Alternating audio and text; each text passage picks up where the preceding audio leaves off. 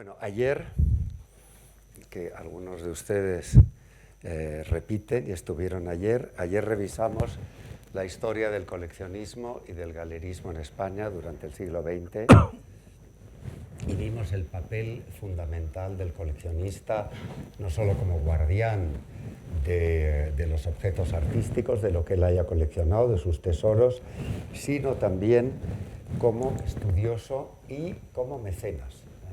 Muy importante, vimos ayer, la función del galerista como creador de museos, de fundaciones. Tuvimos el Cerralbo, el Lázaro Galdiano, Fundación March, Cuenca, etcétera, etcétera, etcétera. Y, como decía, fundamental en acrecentar el patrimonio artístico en este caso, de nuestro país. Muchas veces con donaciones a los propios museos públicos, aparte de las fundaciones o de los museos que ellos hayan podido crear.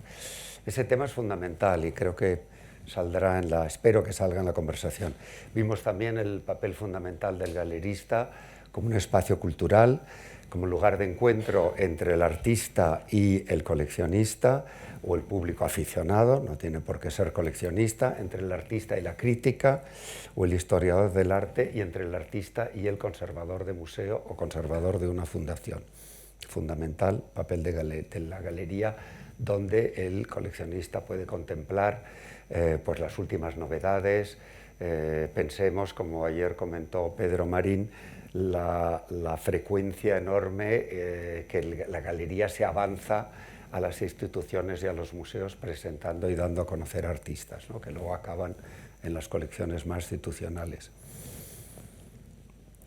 Hoy tenemos a todos estos personajes aquí en la realidad física. Aquí están con nosotros, digamos, las tres patas del mercado del arte, el artista, sin el cual no estamos ninguno de los demás, fundamental, obviamente, es...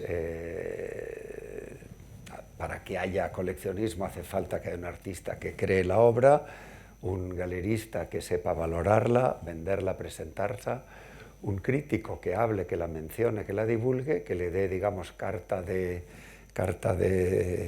identidad, y el coleccionista, obviamente, que la cuelgue en su casa, y luego eso tendrá las derivas que tenga. O sea, seguirá siendo una colección particular que se acabe vendiendo otra vez, con lo cual el mercado vuelve a tener vida otra vez, la vida de los objetos, o acabará en una fundación o en un museo público. Bueno, hoy tenemos la suerte de que tenemos a las tres patas del ecosistema del mercado. Hemos dejado fuera al crítico y al historiador del arte, que realmente, bueno, pues son más teóricos, ¿no? Y si os parece bien, os hago una mini presentación de las tres personas que nos acompañan hoy, fundamentales. Alfonso Albacete, el pintor. Alfonso nace en Antequera, Málaga, pero se va a formar en Murcia con un artista muy interesante que fue Juan Bonafé. Va a estudiar arquitectura en Madrid, acaba siendo licenciado o doctorado, ¿no?, en urbanismo, jardinería y paisaje, y finalmente se va a dedicar a la pintura. La obra de Albacete se desarrolla entre la figuración y la abstracción y pertenece un poco a lo que llamaríamos la generación de los 80s, que tan activa y tan importante fue en el Madrid de esos años, ¿no? La impronta de sus estudios de arquitectura se trasluce en sus composiciones de interiores y en la estructuración de sus obras, siendo frecuente en su pintura la temática de estudios interiores y paisajes, como hemos comprobado y admirado en la espléndida exposición, la última exposición de Alfonso y la anteúltima de la Galería Marlborough, que desgraciadamente acaba de cerrar sus puertas. Su obra está en todos los grandes museos y grandes colecciones. Ha sido también presidente de la Fundación Arte y Derecho, miembro de la Junta del Círculo, miembro de la Junta de BEGAP, y ha realizado también una importante labor docente, y acaba de regresar de Murcia, donde acaba de inaugurar una exposición. Yo no la he podido ver, he leído la crítica, con su pintura, con temas relacionados con el mundo murciano. Bienvenido, Alfonso, y gracias por estar aquí. Idoia Fernández es la codirectora con su hermana Nerea de la Galería Nieves Fernández, mítica galería que fundó en Murcia en los años 70 su madre Nieves Fernández, que fue, recordemos aquí, hablando de coleccionismo, historia del coleccionismo en España, responsable de la primera colección importantísima y donde se recuperó a figuras como Luis Fernández de la Fundación Telefónica. De Telefónica, no sé si entonces era fundación, yo creo que era Telefónica. Era Telefónica pura y dura. Nacional de España. Exactamente. Bueno, personaje muy importante, sus hijas han seguido por ese camino y Idoia es también la presidenta del Consorcio de Galerías de Arte Contemporáneo y por eso me parecía muy importante, porque Idoia no solo lleva una galería importantísima, que tiene un programa cultural unido a su programa expositivo. Ella expone en artistas como Arnulf Rainer o Jordi Texedor y artistas más jóvenes como Jordi Alcaraz, Tamara Arroyo o Pipo Hernández Rivero, que creo que es vuestra exposición actual, ¿no? Sí. Ellos tienen dos programas también, uno que se llama Interludio y otro que se llama Camping, que igual luego pues viene la ocasión de que nos cuentes algo de ellos, ¿no? O sea, que hacen también una labor cultural y aquí también reivindicamos siempre que podemos y que nos dejan el papel cultural de las galerías de arte, ¿no? Pensar que en Madrid la asociación tiene 50 galerías aproximadamente, calcula que te hacen todas entre 5 y 8 exposiciones al año, o sea que al año podemos presentar en Madrid pues la friolera de 200 o 300 exposiciones, todas abiertas al público y todas gratuitas. No cobramos ninguno por venir a nuestras exposiciones. El tercer, gracias Idoia también por estar hoy aquí, el tercer, y espero no haberme dejado tu currículum, si no te pediré que te presentes tú. No, el tercero que todos conocéis, porque todos al menos antes solíamos ver el telediario, ahora ya no sé, pero es Lalo Azcona, buen amigo, periodista. Leo un poco el currículum que nos han mandado. Desde 1969 a 1983 ejerció el periodismo en medios y fue redactor, luego redactor jefe y director de agencia de noticias e informativos en Radio Nacional y en Televisión Española, donde dirigió y presentó el telediario. Columnista en diarios y en revistas semanales, en el año 83 abandonó el periodismo de medios y centró su actividad en el ámbito de comunicación y de la gestión empresarial, que es a lo que se dedica fundamentalmente hoy.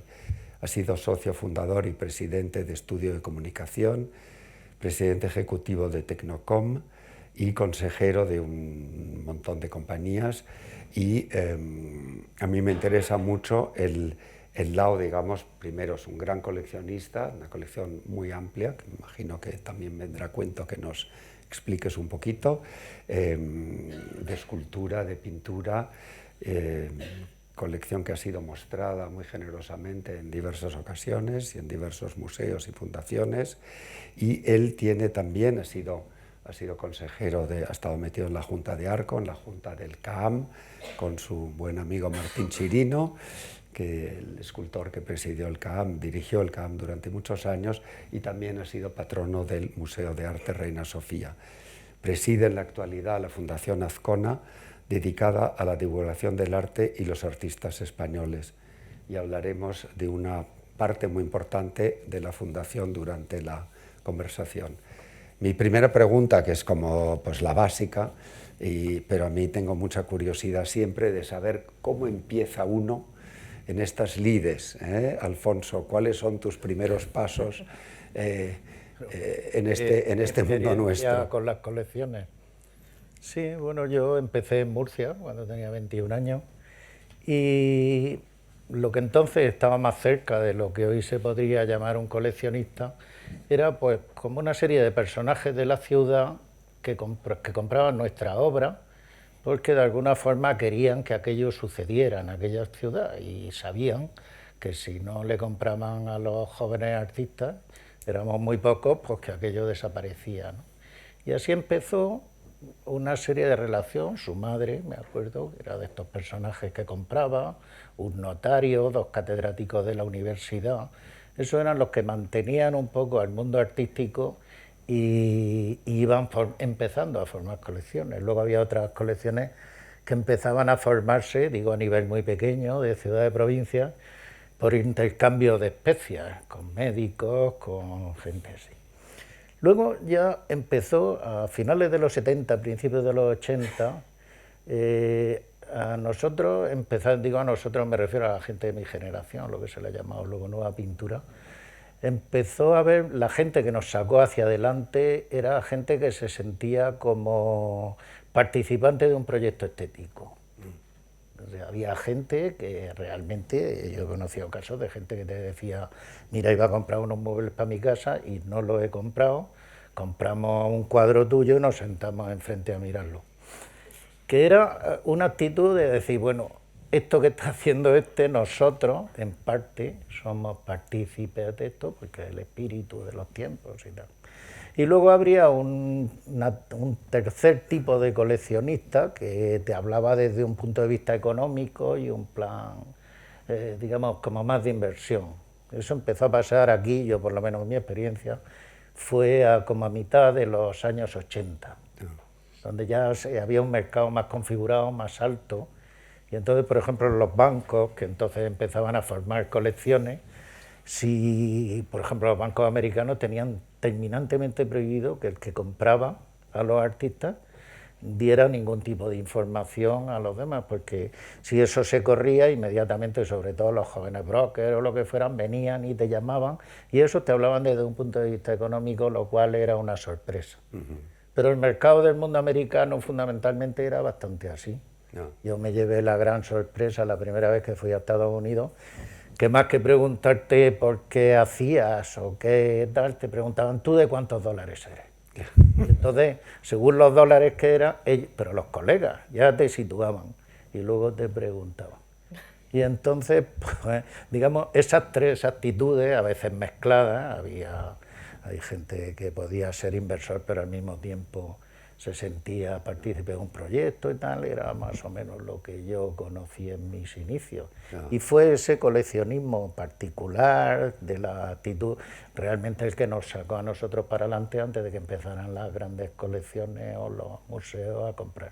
Sí, sí, efectivamente. Ayer lo vimos, hablando de la historia de la colección española, fundamental acción de todos estos coleccionistas que no eran quizá de gran capacidad económica, pero como fueron fundamentales para la puesta al día en España del arte moderno y contemporáneo, ¿no? Sí, en los años 70, por ejemplo, que algún tipo de obra que se hacía no era una obra fácilmente llevable a tu casa para contemplarla, porque había cosas muy duras, a veces como muy agresivas, y entonces había toda esta gente que los compraba porque quería que eso sucediera. En otros había también un punto, una actitud ideológica, ¿no? Cuando una obra podía tener un cierto carácter de enfrentamiento al régimen o de lo que fuera, y la compraban también. Claro. Eso era muy admirable, ¿eh? ¿Cuándo vienes tú? ¿Cuándo vienes a Madrid? Yo mi primera exposición en Madrid la hice en el año 75. ¿Te acuerdas dónde? ¿Qué fue? En Egan. Ah, en Egan, bueno. En el año 75 en Egan. Y uno de los, que hablaba yo antes de Martín Chirino, una de las personas que yo lo conocí años después, pero que me apoyó mi obra sin conocerlo, fue Martín. Fue Martín. Martín vendió a marchantes que él ya tenía un nivel internacional y tenía marchantes americanos que les compraba y me compraron obras de esos marchantes por recomendación de Martín. Qué bueno. Yo creo que empezó un poco antes. De verdad, el mundo del coleccionismo empezó cuando vino Zobel, porque Zobel, que era un rico millonario filipino que sale de Filipinas, se va a estudiar a Harvard y se viene a España con un poco de rebote, está dando vueltas por Europa, de pronto viene con dinero, es rico, no era Peggy Guggenheim, pero era una cosa parecida, y viene aquí y empieza a rodearse de artistas, pero eso es en 1955, que es la bomba. En el 55 un paisano viene, quiere empezar a moverse en el mundo del arte, conoce a Gustavo Torner y a Gerardo Rueda, entra con ese grupo y de pronto casualmente va un día a Cuenca. Y en Cuenca le ofrecen una casa, que son las casas colgadas, lo que hoy es el museo, se llama Museo Español de Arte Abstracto, se llama al principio, ahora es la Fundación March, y él lo compra para hacer una colección. O sea, la primera colección privada un poco llamativa, yo creo, de después de la posguerra, para mí es esa. Seguramente sí. Para mí es esa, la de Fernando. Hombre, sobre todo que acaba Todo con siendo un museo. ojo, y sobre todo con un ojo museo excepcional. fantástico. Que Lo que tiene es un ojo excepcional. Fíjate que 20 años más tarde él nos compró a todos nosotros, Sí. digo, a mí, a Miguel Ángel Campano y tal, Sí. cuadros, eran finales de los 70 y eran cuadros, pertenecía al primer grupo que yo decía. O sea, Fernando Zobel quería que que una serie de artistas saliéramos adelante. Entonces nos compraba directamente él y depositaba los cuadros en el museo, que luego pasaron a la colección de la Fundación Juan March. Ya. De todas maneras, eso que habéis... Te he interrumpido. No, simplemente era el dato, como he estado preparando lo de la historia del coleccionismo, el museo se inaugura el año 66 y es el primer museo de arte moderno en España. Eso es. Pero la colección la empieza en el 55 Sí. y es verdad que cuando lo inauguran en el 66 hay una foto que es la foto mítica del museo, que están todos los artistas, también está Juana Mordó Sí. como galerista, pero están todos los artistas que en aquel momento tienen 40 años.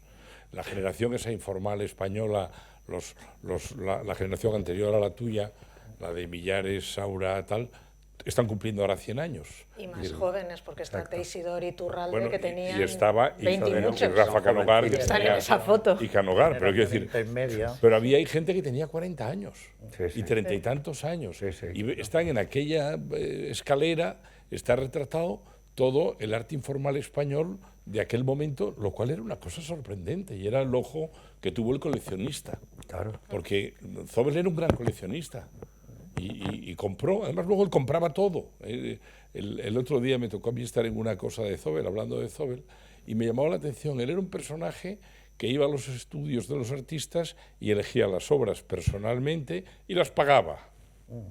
Que no era poco eso. Y él compraba todo, lo pagaba y luego al final lo regaló todo. Donó la colección inicial del museo, una colección de 50 obras. No era tan grande, pero eran 50 obras muy importantes. Excepcionales. La colección con la que abrió, ¿no? Y ahora me parece que tienen 1.500 para que nos veamos un poco las magnitudes, ¿no? Cuando hablabas de lo de las colecciones y surgió un poco y surgirá siempre lo del tema del mecenazgo, la colaboración de los grandes coleccionistas al final con los museos. Las grandes colecciones acaban en los museos. Esa es la verdad histórica. Es muy raro que se dispersan también colecciones, pero todos los grandes museos están llenos de colecciones y de donaciones, de legados, de comodatos. La colección que hizo tu madre para Telefónica, que fue excepcional, fue una primera gran colección cubista, con Marie Blanchard, que nadie sabía quién era, con Juan Gris, con cosas estupendas. Todo eso está hoy en el Reina Sofía. Prácticamente todo. Pero está como un préstamo, con un comodato, un préstamo a largo plazo. Pero en el Reina también ha habido, para que os hagamos una idea de magnitudes. El Reina Sofía tiene 2.400 cuadros. Yo he estado en el patronato unos años, tiene 2.400, muy heterogéneos. Tiene procedentes de donaciones y legados 6.500. ¡Tela! Es decir, no es lo normal, son muchos. Muchísimo. Y las colecciones siempre acaban. Hoy están inaugurando una exposición de la Fundación Masabeu. Pues eran una familia que coleccionaba arte y al final han acabado haciendo donaciones, préstamos. Pagaron los impuestos al Museo de Bellas Artes de Asturias, donde estaba domiciliado el Masabeu, que fue presidente de la Fundación Príncipe de Asturias. Pagaron con su colección de arte y tiene una colección fantástica ahora en el museo, derivada de esa donación. Es decir, las colecciones muchas veces son una herramienta, yo creo que en general muy personales, de interés por los artistas, en algunos casos de la vanidad del coleccionista, por enseñarle y decir que es suyo y sacar pecho, pero al final el resultado es que todo acaba en las manos públicas. O una gran parte. Una gran Una gran parte. No, pero de Oye, todas pues maneras, cuéntanos un poco tus primeros pasos como coleccionista. Pues nada, y un yo poco de- era aficionado, me gustaba mucho, iba a las exposiciones, compraba cosas muy pequeñitas, pues compraría cosas el equivalente ahora de 800 euros, de 1.000 euros, cosas muy pequeñas. Empecé a comprar.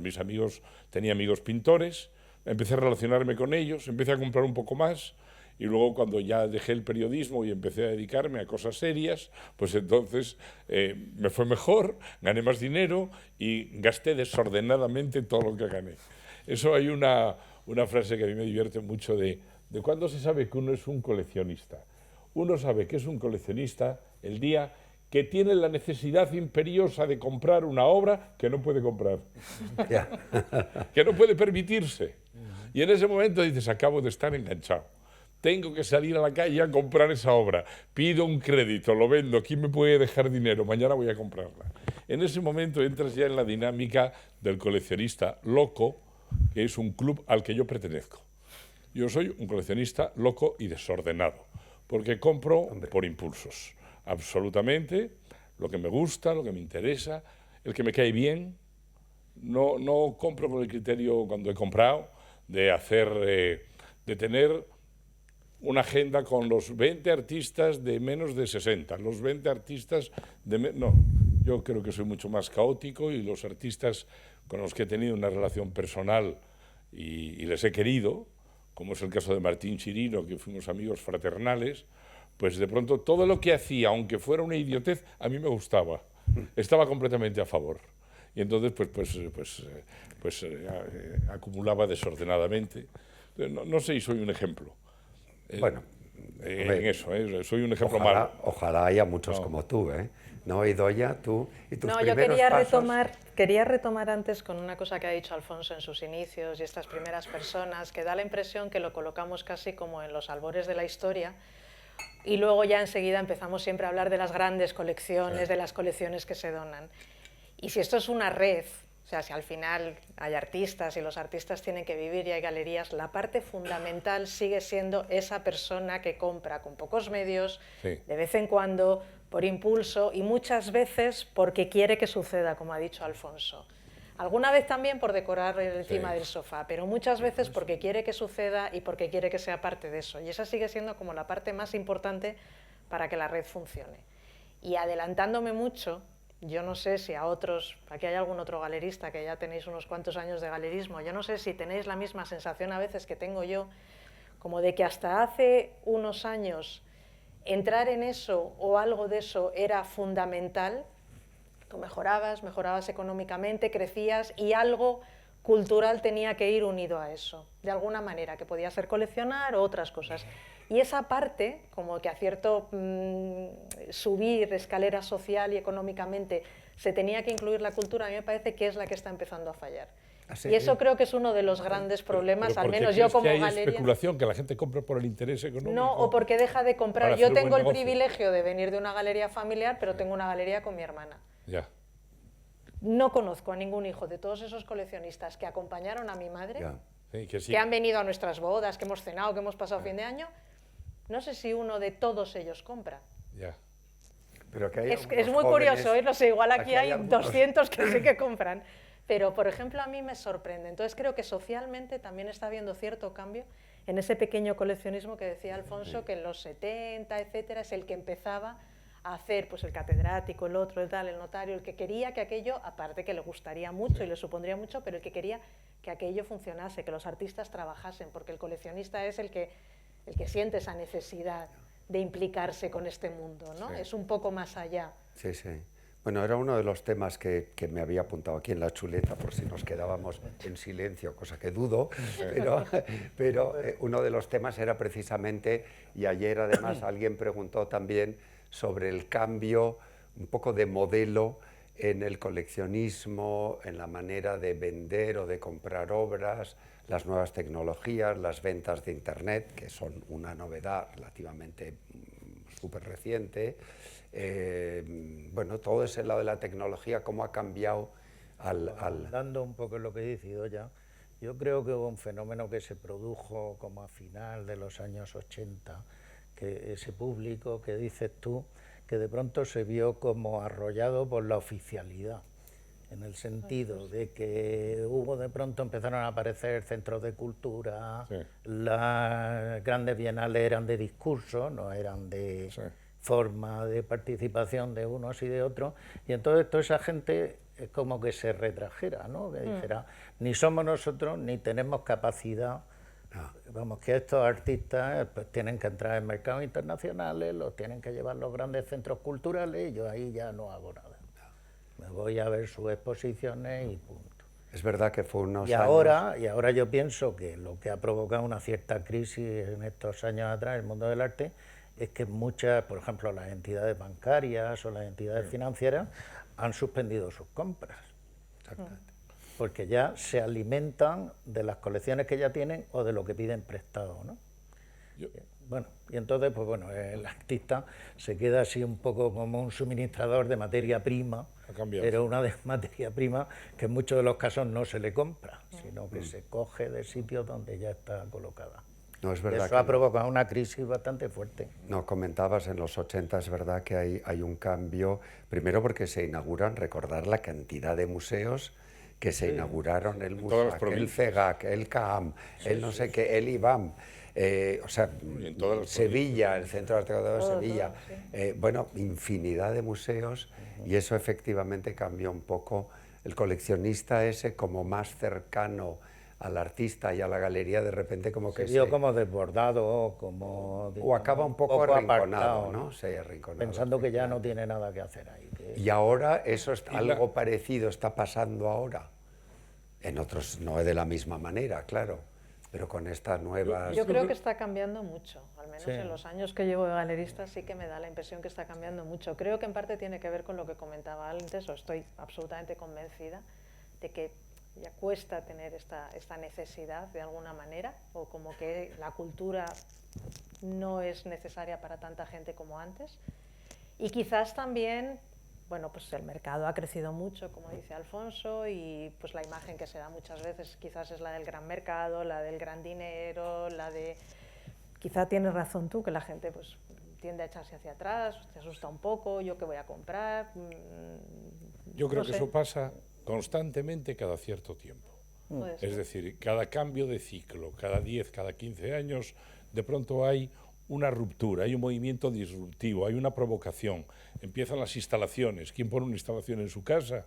Hay instalaciones incómodas de poner, disparatadas. Pero si miramos un poco hacia atrás, yo lo que creo de verdad es, el coleccionismo de verdad nace hace muchos años, pero con un principio que es el de Kandinsky cuando escribió Lo espiritual en el arte, 1910. Entonces, lo espiritual no está hablando de Dios ni de religión, está hablando de la emoción. Está hablando de que un cuadro nos importa porque nos emociona, de que una escultura nos importa porque nos dice algo, porque nos gusta. Tus clientes que iban y decían, no me compré el televisor, he comprado tu cuadro, y ahí estamos sentados en el suelo viendo el cuadro. Eso funciona. Hay un momento de ruptura con el arte que pasa justo en los años poco después, en 1917, Duchamp coge un retrete y lo manda a un premio de pintura. El retrete lo llama La Fuente y es un retrete, y lo llama un urinario, y lo manda a un premio de pintura donde él era jurado. Tiene un poco de trampa todo. No se lo aceptan, pero se convierte en un escándalo. En 1917, de pronto todo salta por los aires en ese tipo de cosas. En los años 60 hay un movimiento parecido después de llegar todos los artistas de Cuenca y del Paso, que frente a los paisajes convencionales de los años 50 y de la posguerra española, de pronto hacen cuadros con arpilleras, con brea, con tela metálica, con tela de gallinero, que hacen con materiales completamente novedosos, hostiles, antipáticos. Y entonces esa gente cambia todo. En el 65 es cuando Beuys se presenta en una galería en Düsseldorf con una liebre muerta en la mano y empieza a pasear por la galería explicándole a la liebre los cuadros. Y eso se convierte en un show. Beuys quería acabar con los museos. Hoy están todos. Están todos. Yo creo que llegó a hacer una exposición aquí, intentaron hacer con un caballo muerto en el Reina Sofía, y al final se prohibió porque saltaron los defensores de los animales, porque luego venían las moscas. Es decir, no era un tema grato, pero ese tipo de provocación aparta a la gente, la instalación ha apartado a la gente, el videoarte es complicado también. Pero hay una cosa, eso que tú dices... Digo por provocar un poco. Es curioso, no, pero que es curioso como en los años 70, que se producía ese tipo de obra, la compraban particulares. Claro. Porque querían que eso pasara. Porque era aspiracional. Y a través de galerías.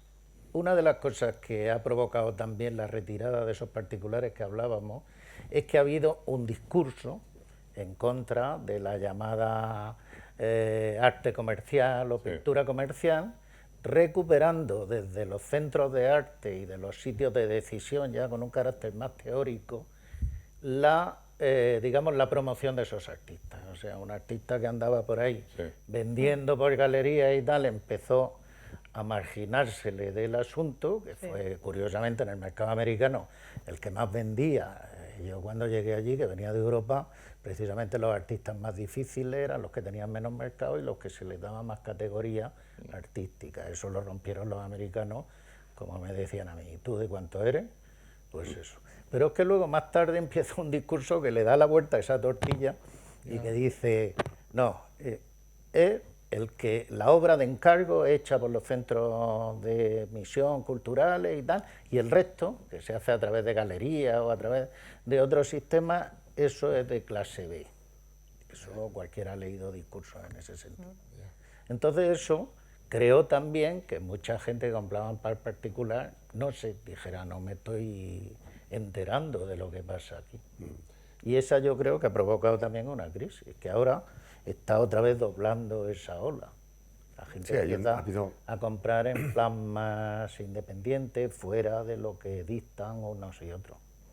Por seguir provocando, por hacerlo más embarullado todo, ¿no?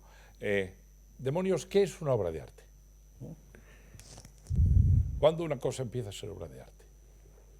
¿En qué momento el arte povera, que son piedras y ramas cogidas en la calle y montadas, de pronto es un cuadro, es una escultura, y de pronto es una obra de arte? ¿Por qué es una obra de arte?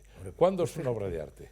¿Cuándo tiene el reconocimiento? Una obra de arte siempre tiene una idea detrás y un pensamiento. O sea, las piedras, hay 1000 piedras en el mundo, pero si esas Te voy a contar una anécdota muy tonta, pero que la conozco bien. Fue en los primeros arcos que hubo en España, hubo uno de los arcos cuando era todavía en la Casa de Campo, en el pabellón de cristal de la Casa de Campo. Yo estaba entonces en la Junta de Arco y lo dirigía Rosina Gómez Baeza. Y la anécdota me la ha contado Rosina, yo no la viví en persona, pero me la ha contado Rosina. Se apuntó en el último momento, estoy hablando de hace 30 años, se apuntó en el último momento Leo Castelli, el galerista de Nueva York, que lanzó a todos los artistas pop, que dijo que quería venir a España, quería pasar unos días en Marbella, y entonces venía a España y venía a exponer. No había ni un puñetero espacio en aquel pequeño edificio de la Casa de Campo, y entonces le habilitaron como pudieron un espacio que estaba al lado de la escalera de emergencia. Y Leo Castelli, que era como muy pinturero, con una chaqueta naranja, un pañuelo rosa y pantalones amarillos, estaba oficiando de maestro de ceremonias con los artistas. Y Rosina fue a saludarle y a pedirle disculpas por el mal espacio que le había tocado. Dijo, ¿cómo siento que le haya tocado a usted aquí en la salida de emergencias? Justo, qué horror, al lado de los extintores de incendios, que es que son obligatorios. Dijo, ay, no me importa nada, ya he vendido 4. Ya he vendido 4. Quiero decir, que toda esta provocación con las obras de arte, que producen de pronto rupturas y que cambian el mercado y que no pasa nada. No pasa nada. Hay una teoría ahora, los museos de arte son los únicos museos que no eran de cosas muertas. Los museos son de cosas muertas, en teoría. Un museo etnológico, antropológico, lo que está es poniendo un arado, una reja, un botijo, la ropa tradicional de una región determinada, que eran los museos provinciales que había en España, la cerámica, que no sé qué. Los museos de arte, en cambio, dan vida a las obras. Los museos de arte hacen que la obra de pronto tenga una nueva fosforescencia, de pronto se destaca. Los museos tenían mucha luz. Los museos consistían en poner un cuadro en un sitio adecuado y iluminarlo bien. Y ahora los museos son oscuros. Los museos son oscuros porque hay videoinstalaciones, hay videoarte. Hay una película sobre una entrevista que le hicieron al artista en no sé dónde y hay una sala enorme donde la gente se sienta a ver una película que pasa sin fin. El museo ha cambiado también. Los museos convencionales son distintos. Yo estuve la semana pasada en París y fui a ver las 2 fundaciones que no conocía ninguna de las 2, ni la de Louis Vuitton ni la de Pinault, y fui a ver las 2. Y bueno, son unos museos raros, no son el museo del que yo me enamoraba. Sí, no sé yo de todas maneras si esto lo ¿Sabes? asociaría Es otra cosa. al coleccionismo de hoy en día o no. A mí me cuesta, ¿no? Porque luego pienso en los años 60, 70 Era más complicado. y madre mía lo que se hizo, los Sí. artistas que tienes, las performances, las provocaciones, ¿no? Y aún así hubo gente que empezó a comprar, pues a lo mejor no se compraban una performance y se la llevaban al salón, pero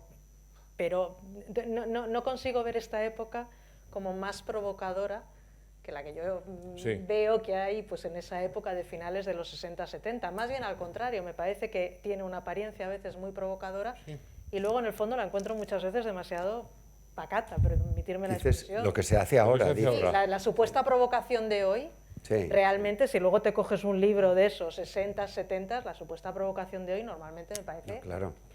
realmente muy tonta. O sea, Sí, el sí. escándalo de Arco cada año Sí. por hacerlo en plan anecdótico, jolines, la mitad de las veces Son bobadas. es una bobada Sí. como Ya, una catedral. pero Quiero eso- decir, eso no crea cogete coleccionismo. algunas performances de los 60 o 70, Bueno, lo que se los- estaba Pero haciendo. eso no crea coleccionismo. Los encuentros de Pamplona del año 72. Y eso, allí había Con Isidoro provocación, Valcárcel quiero decir. Medina, con el Robert Gimos corriendo vestido de corredor de atleta, con la cúpula maravillosa Alex Sanco, Bueno, con en las los- obras en de... los Sin embargo, encuentros había de gente Pamplona que estaba hicieron empezando a comprar. aquellas figuras de Pero, cartón sí. piedra que eran policías secretos. Y que destrozaban eran, público. eran de cartón piedra, y cada 5 o 6 asientos había sentado un paisano de cartón piedra que era de papel maché, que era un policía con gafas oscuras, con una cara de malo, de policía de aquella época. Pero- y hoy salen a la venta esas. Pero los esos encuentros de policías. Pamplona se hacen porque un particular u arte Sí, claro. pone el dinero para que aquello se haga. Sí, Claro. es verdad. Sí, claro, Y claro. la oficialidad trata de meter en la cárcel a la mitad de los participantes, Y que ahora sería al revés. exacto. O sea, ahora mismo la oficialidad llevaría a mucha gente que manifiesta una posición agresiva, como en los encuentros de Pamplona, lo llevaría a la Bienal de Venecia o la Documenta de Kassel, o lo presentaría como candidato. Como el proyecto de país. Y en vez de acabar en la Documenta de Kassel, en aquella época se acababa en la cárcel o en la comisaría, y te lo digo Bueno. por experiencia Hombre, en propia. Pamplona tampoco fue tan... En Estuve. Bueno, tú estuviste, yo no Estuve, y llegué a además, estar, pero mucha de la gente que participó allí, hubo gente que tuvo problemas. Bueno, también tuvo Jesús Huarte, al que tuvimos que sacar Eso. porque se montó un mitin político que no venía a cuento de la nada, figura muy del dirigido equipo por el Crónica, Partido Comunista, gran y el parte de pobre ella se Jesús la llevó Huarte la policía. Sí. tuvo problemas de seguridad y lo sacamos entre varios, sacamos al pobre Jesús Huarte, que se levantó una mesa diciendo, oiga, que no hemos venido aquí a hacer mítines políticos, hemos venido a gozar, a ver, a entender, Pero a lo tú que crees fuera, que ¿no? O hoy sea, día, desde un punto de vista particular, montaría una historia como esta, como la de los encuentros de Pamplona? Bueno, por eso. no hay muchos Huartes, por ahí. No, pero te digo- Ni los había entonces ni los hay ahora, Ni, Fue fabuloso lo que ni montaron. una historia en el signo de los tiempos, no sé cómo decirte, alguien que tiene mucho dinero y tal, y se mete a costear una cosa que incluso le puede producir hasta un peligro físico. Sí, sí, no. Tú eso lo ves hoy, yo es que me cuesta trabajo imaginármelo hoy. Yo creo que es imposible. Como que de alguna manera, como decías tú, se está oficializando mucho. Sí, se ha Y institucionalizado. tienes una institución que, A través de provocador pastas. o no, es la que te da como el esto de tal, y es muy difícil Sí, el estar en los provocador va a márgenes. Venecia representando al país. Pero Claro. voy a hacer Con una lo cual es un provocación. provocador oficial, Bueno, con lo eso cual sí, deja ya- de ser ya pierde. provocador, claro. No, pero imaginaos, por ejemplo, alguien que hiciera, como se ha hecho en algún país nórdico y se arma del demonio, una exposición con figuras satíricas de Mahoma. A ver si hay valor para hacer eso. Esa sería la provocación equivalente. No hay. No, hay No, valor. digo, quiero decir. yo Hagamos no una creo. provocación equivalente a las que estamos diciendo, que era una provocación, era una crítica del sistema, exigiendo libertad, exigiendo cultura pero- para todos, pero por porque encima- los eslóganes eran unos Pero los eslóganes. encuentros de Pamplona, por encima, lo que había es la reivindicación de un proyecto artístico que rompía con todas las normas Sí. y con todas las formas de comportarse. Vamos, no puedes comparar que un concierto de John Cage fuera lo mismo que dibujar una caricatura de Mahoma, Bueno, pero- sin valorar ninguna de las dos. Cada una No, tiene un No, pero concepto quiero decir que diferente. desde el punto de vista de una provocación formal, tú, hoy el equivalente a eso sería, en estos momentos, hacer algo así, y eso no lo hace nadie. Pues sí, es lo que... Es una ciudad porque se juega la vida, seguramente. Entonces, Sí, ¿no? pero Sí. también había un No hay una intento base de dar artística. la vuelta, Ahí no hay una base exacto, a una artística, serie solo hay de concepción una pelea política. del arte que sí, yo creo que una ahora agresión también es más política, ¿no? complicada. Bueno, o religiosa, ¿no? No, Bueno, la verdad sé. que en todo caso fue una experiencia extraordinaria. Yo recuerdo llegar al frontón, no sé por qué ese día llegamos pues los primeros y de repente nos abre el acomodador, muy formalito, vestido de acomodador de cine de aquellas épocas, nos abre la puerta y vemos que aquella sala, que no hemos llegado los primeros, que eso está lleno de gente. Bueno, ese lleno de gente eran todos Eran los unos muñecos de espectadores tamaño real que comentaba Lalo. que daban un miedo con una higuera de malos. Déjame que acabo la historia rápido. Y bueno, ni cortos ni perezosos, éramos 4 amigos. Uno dijo, bueno, me quedo aquí, y nosotros 3 cogimos cada uno un muñeco de los de Crónica, nos lo pusimos al hombro y salimos de ahí con los 3 muñecos. Después ya el acomodador entendió que como saliera más muñecos se quedaba sin espectáculo. Los metimos en el coche de un primo, que era un primo mayor, yo no tenía carné entonces, y al día siguiente llamó la policía. Oiga, le llamó a mi primo, oiga, señor Icaza, que hemos visto en su coche unos señores muy raros. ¿Qué es esto? Bueno, fíjate el juego que dieron estos maravillosos Señores. espectadores de... Fue increíble el concierto de Cage, todo, bueno, fue una cosa extraordinaria. Y es verdad que... Eso bueno, ahora no lo hay. no lo hay, no Eso lo hay. no lo hay. No, ¿sabes lo que pasa? Que todo esto también, ahora lo que hay son fundaciones, Bombas Gens o la fundación, no sé qué, que hacen este tipo de cosas, pero ya pierden, como son cosas que se hacen desde la plataforma institucional, Sí. pierden la carga de provocadora, crítica, la carga de crítica. opositor. Bueno. Sí. Bueno, para ella había una parte política también, ¿no? Claro. Pero yo lo que me parece que tiene más mérito son los que de verdad hicisteis la transformación de la figuración convencional al arte expresionista abstracto, a la abstracción pura, a la escultura en materiales novedosos. Eso sí que fue muy llamativo. Es un momento que eso cambió completamente, porque la escultura era estatuaria, se hacían estatuas. Y de pronto apareció Oteiza y empezó a hacer esculturas raras. ¿No? Ese cambio también creó mucho coleccionismo. A Oteiza también le apoyó Huarte de manera extraordinaria, Sí. ¿no? Y le encargó hacer el monasterio de Nuestra Señora de Aránzazu, y hizo 300 esculturas, yo no sé cuántas hizo. Todos los apóstoles, todas las vírgenes, Todos los todos apóstoles, santos. me la hizo muchísimas. Sí, Hizo sí, muchísimas. maravillosas. Pero ese tipo de coleccionista provocador y que insiste en hacer cosas, yo creo que eso hay muy poco hoy. Muy poco, Hay sí. más el Sí. Porque se ha que amocona, institucionalizado, acumula. yo creo. Oye, un tema que me parece importante, que sí me gustaría que comentáramos, es un poco, yo le he llamado quizás un poco fuerte, pero la invisibilidad del arte español fuera de España, que me parece un tema Temazo. realmente preocupante, sobre todo porque ayer vimos cómo en los años 60, Franco o no Franco, resulta que el arte español tenía una visibilidad impresionante fuera de España. La exposición del MoMA del 60, el Guggenheim le da envidia y hace otra exposición de los jóvenes artistas españoles, 61-62, las bienales, Venecia, Sao Paulo, los grandes premios, Alejandría, etcétera, etcétera.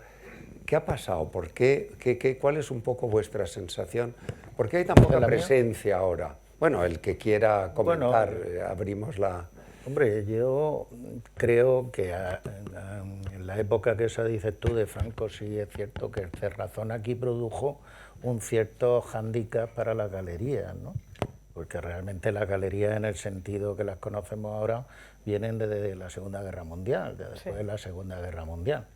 Y ahora, por ejemplo, cuando cerraban Marlborough, que a mí me cogió exponiendo, cerraron el día de mi inauguración, pero de pronto me dio la sensación que es que con ese cierre se acababa un determinado tipo de galería que había empezado después de la Segunda Guerra Mundial, que había pegado una subida tremenda con los americanos que venían a comprar a Europa todo lo que podían y que ahora se terminaba. Y entonces yo creo que esas circunstancias de mercado y la red que se montó en todos los países y tal, después de la Segunda Guerra Mundial España no participó. Con lo cual, pues muchas de las claves de ese mercado se quedó fuera. Luego, también es verdad que tampoco hubo, es curioso, como en época de Franco hubo más apoyo institucional a muchos artistas que después. Sí, sí. Por ejemplo, la Bienal que le dieron, evidente, que le dieron es el premio a histórico. Juan Genovet, con Felipe Robles y todo esto, Pues resulta que eso después no se ha vuelto a hacer.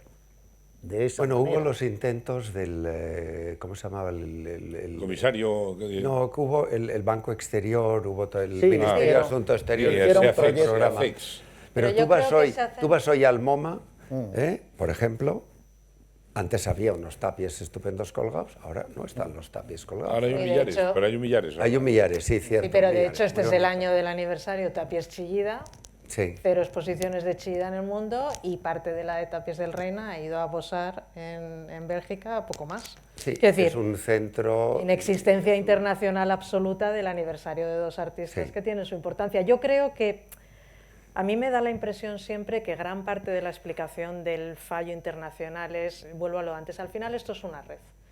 Tenemos un país con relativamente pocos lugares de exposición de artistas contemporáneos. Es decir, si pensamos que esto es Madrid, tenemos el Reina Sofía. Reina Sofía, Alcalá 31, que hace 2 exposiciones al año, creo, Móstoles. Artistas contemporáneos, la sala de Injuve de la Comunidad de Madrid, que es... No sé si hay muchas más salas que de manera Es regular muy poco. hagan exposiciones de artistas poco. contemporáneos españoles. Es muy poco. Producción, ayudas a la producción, ayudas a artistas, que de países como México hasta otros tienen muchas. Aquí el Ministerio de Cultura tiene una convocatoria anual, que este año no ha hecho, de 140.000 euros para toda España. Entonces yo creo que al final todo esto, es decir, no es que internacionalices porque internacionalizas también porque aquí hay una red sólida, hay movimiento, hay salas de exposiciones, hay producción. Es decir, las cosas trascienden cuando tienes un trabajo que aquí yo a veces me da la impresión que algunas patas le fallan. Entonces, luego además tienes que internacionalizar, pero para internacionalizar primero te lo tienes que creer tú. Y si tú no eres partícipe de eso, y a mí me da la impresión que aquí tenemos muchos fallos en ese sentido, pues es muy difícil que convenzas finalmente al MoMA, que sería como el último escalón de todos, ¿no? Los grandes museos españoles en realidad son canijos. Bastante No son grandes museos. Por tanto, no están en la red de los grandes museos internacionales que producen exposiciones y se las reparten entre ellos. Nosotros no estamos en ese circuito. No hay una exposición española que luego viaje a un gran museo alemán, a un gran museo suizo, a un gran museo inglés. No pasa eso. Entonces, hay un problema de eso. Lo que sí hay es casos personales de artistas españoles que han tenido una gran proyección internacional. Absolutamente. Por ejemplo, Manolo Valdés, extraordinaria proyección internacional y muy popular además, y hay esculturas suyas por todas partes. En estos momentos Jaume Plensa tiene esculturas monumentales en 20 ciudades de Estados Unidos y sigue haciendo. Es decir, hay algunos artistas que se han tenido una gran proyección y cuando son, por ejemplo, con la escultura, cuando son esculturas públicas, esas esculturas duran mucho tiempo. Sí. Es decir, la escultura de Chillida en Berlín, en el centro de Berlín, que es el símbolo de la ciudad, es el símbolo de la democracia alemana. No, y luego estas cosas Es decir, tienen y muchas... eso funciona. Luego estas cosas tienen muchas aristas siempre, ¿no? Quiero decir, hay muchas caras. Pues ha habido países, nosotros venimos de una cosa que hemos llevado años oyendo del arte latinoamericano, que todos hemos dicho es una etiqueta inexistente, porque abarcaba desde México hasta Argentina. Sí. Pero, por ejemplo, allí, a mí me ha dado siempre la impresión, y tú lo conoces mejor que yo, Fernando, que había también, curiosamente, una generación de coleccionistas que estaban muy importante. implicados con sus países. Sí. Muchísimo. No solo que estaban gastando dinero, sino que han sido súper activos. Y entonces, de repente, todos los museos europeos grandes tenían patronato latinoamericano y todos tal, y no sé cuántos. Entonces, son muchas aristas, pues porque allí coleccionistas muy activos han hecho pues, que todo el mundo de repente comprase, Sí, sí, expusiese clarísimo, y ¿verdad? escribiese sobre el arte latinoamericano. Es verdad. Totalmente de acuerdo, eso es fundamental. De hecho, el año 2011, lo leí hace poco preparando estas jornadas, el Ministerio de Asuntos Exteriores franceses encarga a un sociólogo un estudio de por qué el arte francés no tenía la visibilidad que debiera de tener, que yo creo que es el mismo problema que tenemos nosotros, porque hay 2 o 3 artistas que sí, pero no estamos en las ferias internacionales, no ves una exposición y en la Bienal de Venecia, yo en esta no he estado, en la anterior estuve, había muy poco arte español, estaba mi querida Maruja Mayo, pero había muy poco arte español, muy poco artista español, entonces sí hay un problema. Y Fíjate como una anécdota. Cuando se hizo aquí en Madrid la exposición Madrid Distrito Federal, vino a la inauguración, ¿cómo se llamaba este? El crítico este francés de la enseñanza de la pintura, que formaba parte del grupo de Cahiers Theories, que es que no me acuerdo ahora mismo el nombre, ya me acordaré. ¿Qué? Justamente. Hay gente con cabeza. Y este, cuando vio la exposición, dijo, ay, esta exposición quería yo llevarla a Francia, a París, y además él tenía conexión con el Beaubourg, pues esta exposición me gustaría llevarla al Beaubourg. Y todo el mundo se quedó con los ojos a plato porque se desconocía en España llevar una exposición fuera. O sea, ese tipo de práctica hacía tiempo que se había perdido. Entonces decían, ¿cómo una exposición se lleva de aquí, del Museo Municipal al Beaubourg? ¿Cómo se hace eso? No existían los canales.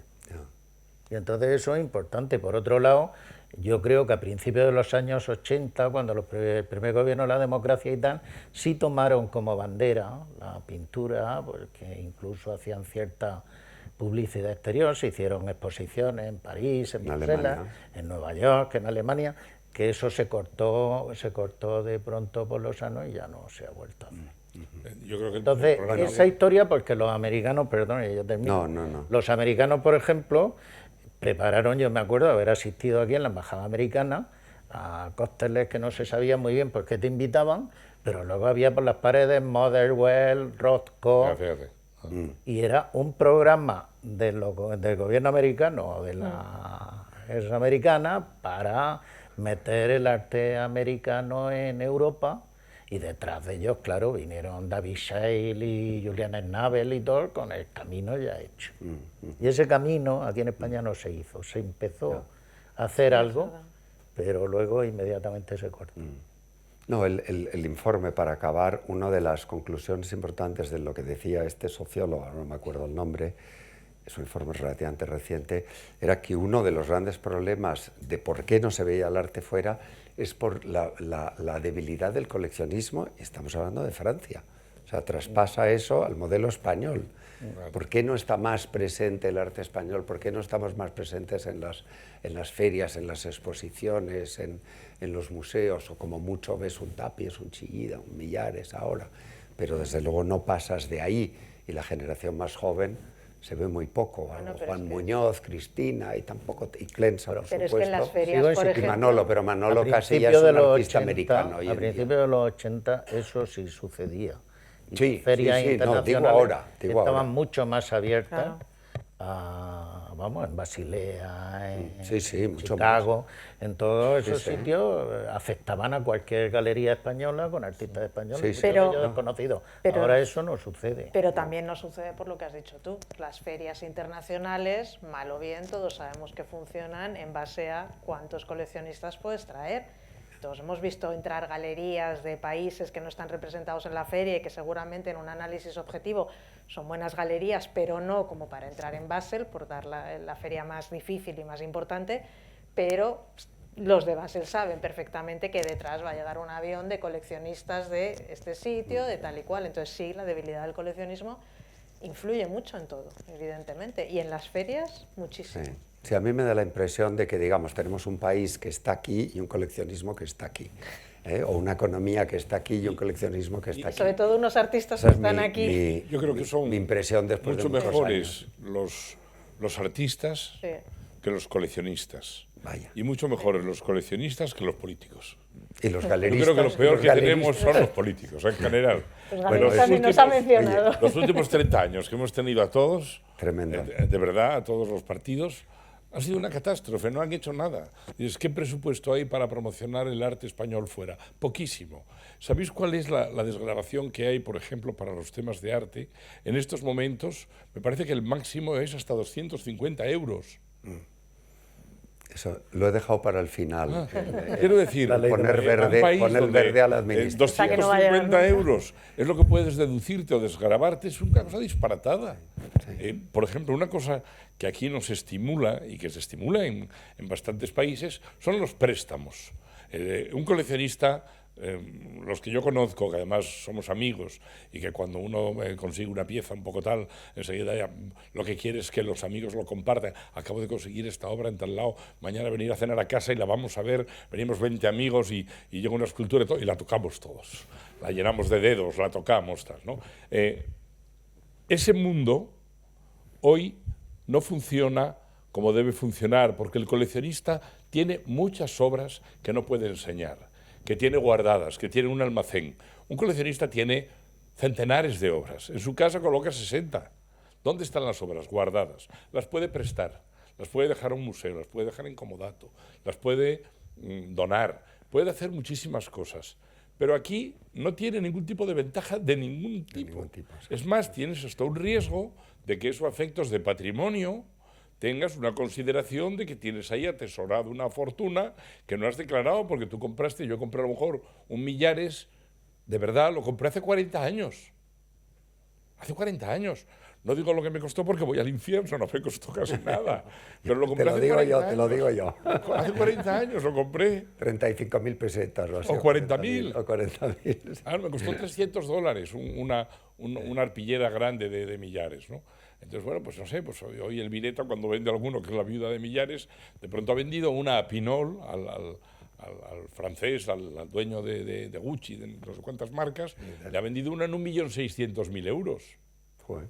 O sea, quiero decir, porque de pronto el mundo salta por los aires. Entonces, ¿por qué no se ayuda a hacer algo así? No ha habido nunca interés. Hemos tenido muy malos ministros de Cultura, en general. Sí. Al principio eran mejores, pero luego han ido deteriorándose, ¿no? Y yo creo que ahora pues no hay ningún interés en promocionar a los artistas, que al final estás promocionando artistas haciendo que la gente tenga la vocación de verdad. Para que os hagáis una idea, en la Universidad Española hoy están estudiando 1,5 millones de personas, entre las públicas y las privadas. Hay estudiantes de Bellas Artes, hay 56.000. 56.000 quiere decir que hay un horizonte de fracasos y de decepciones y de desilusión y de esperanzas fallidas y de sueños que se van por el fregadero. 56.000. 56.000. ¿Cuántos casos luego de todo el fracaso que queda ahí detrás, ¿no? Entonces, tenemos un sistema que está hecho para el gran número, para que presumamos de cuánta gente va a estudiar, de cuánta gente va a la universidad, de cuánta gente tiene un título superior. En la última oposición a cartero, había 2.000 plazas en España, se presentaron 38.000 personas, la mitad con títulos superiores, heterogéneos. Eso, lo voy a decir de una manera muy ordinaria, eso es una mierda, es un desastre que nos pase una cosa así. Entonces yo creo que el sistema lo tenemos mal montado, no funciona bien. No se trata de que haya una desgrabación, es que hay como un desinterés general. Tú piensas a todos los que están estudiando en las escuelas de Bellas Artes, en las facultades, pero ¿qué pasa con toda esa gente? Y habrá gente que tendrá talento, y habrá gente que tendrá ilusión y que tendrá el sueño de ser un pintor. Que cuando yo quiero añadir una cosa a lo que has dicho. Te has adelantado. Porque me descontrolo.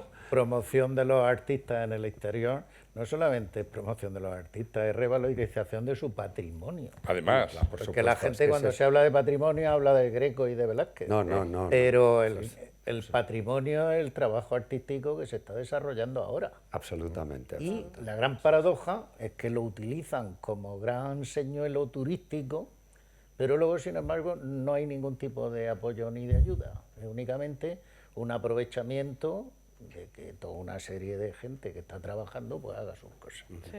Y entonces, pues yo quería puntualizar. Hay muchísimo más tema de patrimonio, para el cine de patrimonio. Que para las artes. El arte contemporáneo es tan patrimonio como del siglo XIX. Sí, no, tienes toda la razón. Y yo un poco dejaba, Lalo se me ha adelantado, abierto la veda de caza a la administración, pero yo sí quería acabar un poco con el problema de la falta de sensibilidad de la administración hacia todo nuestro mundo, es decir, hacia el artista, hacia el galerista y hacia el coleccionista. Porque al final, ¿qué pasa? O sea, no sé por qué está castigado todo esto. Tenemos el mayor IVA, es decir, uno compra un Goya, ejemplos que se vieron ayer, y lo trae a España, y en vez de una medalla le hacen pagar el 10% en la aduana. En Estados Unidos te dan una medalla y no tienes que pagar nada. Entonces ahí empieza a haber muchos más Goyas en Estados Unidos que en España, cosa que es obviamente absurdo. Luego, el IVA al 21%, tenemos un sistema de IVA reducido que ayuda mucho, pero ahora hay una nueva directiva europea donde está discutiendo el nuevo IVA, y aquí parece que si todo va súper bien y somos buenos chicos, nos van a dar el 10. Bueno, en Francia han conseguido que el IVA sea el 5,5. Es decir, ya estamos en desventaja con nuestros vecinos más cercanos. El tema de impuesto de patrimonio que acaba de comentar Lalo es fundamental. Primero, es un impuesto muy discutible, pero no es aquí el foro para hablar de eso. Pero lo que no hay derecho es que las obras de arte, en Francia hubo impuesto de patrimonio desde, no sé si incluso con Giscard, pero bueno, en todo caso con Mitterrand seguro, y nunca jamás las obras de arte estuvieron incluidas en el impuesto de patrimonio, porque era un disparate, porque eso iba a decir que el patrimonio artístico francés se iba a desintegrar, se iba a ir vendiendo, o la gente se iba a ir con sus cuadros a Suiza o a Bélgica o donde fuera, cosa que muchos han hecho de cualquier modo. Pero aquí resulta que las obras de arte están incluidas en patrimonio. Entonces, señor que ha coleccionado, que ha cuidado o que ha heredado y que no tiene, digamos, que no es un gran ejecutivo de una compañía o tiene una empresa que le vaya estupendamente bien, todos los años tiene que pagar una fortuna por lo que tiene colgado en la pared, que en la mayoría de los casos lo cuidan, lo prestan, lo presentan, etcétera, etcétera. Entonces es brutal, lo de este país es brutal. Y luego hay una cosa ya más técnica, que es las tasas a la exportación. Es decir, si yo le vendo un Bores al MoMA, cosa muy deseable, porque sería fantástico, que de hecho está en el MoMA, pero no colgado en las salas principales, pues es un ejemplo, o al Art Institute de Chicago, el segundo o tercer mejor museo de Estados Unidos. Si yo le vendo un Bores, resulta que tengo que pagar una tasa a la exportación de ese cuadro. O sea, es todo como contra, que no entiendo por qué. Y por supuesto, estamos pidiendo la ley de mecenazgo desde hace 20 años o 25 años, y por supuesto, ni pito de caso. O sea, que realmente, pues no sé lo que pensáis vosotros. Los políticos prefieren apoyar al cine. El cine tiene, en teoría, una respuesta gratificante mucho más rápida y se financian las películas. Ahora hay una cosa que lleva ya 2 años que funciona como un tiro, que es que financiando proyectos cinematográficos o teatrales te deduces el 120%. Es decir, alguien que va a tener beneficios tiene que pagar impuestos y le toca pagar 30.000 euros de impuestos a determinados proyectos, da los 30.000 euros y le desgravan 36.000. Eso es la pena. Joder, qué barbaridad. Eso es la pena. Y entonces esto está hecho para cine, para teatro, y sí que está funcionando en el mundo del cine. En el mundo del cine no haremos grandísimas superproducciones, pero sí que hay una industria que está creciendo de verdad. En España de pronto se hacen 400 películas al año, y se hacían 70, 80. Y si hay series de televisión, La Casa de Papel, que es muy famosa y que tal, que se ha vendido en todas las plataformas de Netflix del mundo, y de pronto es un gran éxito, y es una película española. Películas españolas, no hablo ya de Almodóvar, pero películas normales, comerciales, tienen una ayuda grande. Las artes plásticas no la tienen. Ninguna. Los artistas están muy abandonados. Sí. Yo creo que pasan Alfonso, cosas. perdón, Aidoya, Alfonso quería decir, no, si luego, te fijas, luego te... el resto de las disciplinas artísticas tienen una industria detrás, con lo cual tienen un sistema de poder que presiona, Sí. en el caso del cine, en el caso de la música, en todo.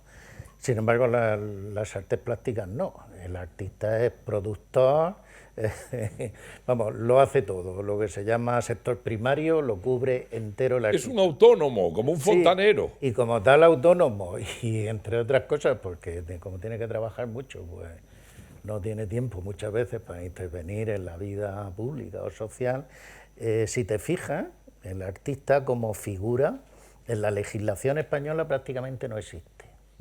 Antes pertenecíamos al sindicato de actividades diversas, junto con los toreros, con tal. Pero dentro de ese grupo, incluso los toreros tienen su industria detrás. Claro, nosotros éramos como el que no conoce a nadie en la fiesta, y cuando plantea un problema, pues te dicen, bueno, pues, Vamos, yo cuando existía la Fundación Arte y Derecho, yo presidía el patronato, hicimos montones de publicaciones precisamente de judicatura sobre eso, para mandárselos a los jueces, para que todos nuestros derechos, nuestras vicisitudes, como eso, se legislara sobre ellas y se intentara arreglar, dado que luego la utilizan como base de atracción para el turismo, que se supone que es la única fuerza económica que hay ahora mismo en este país.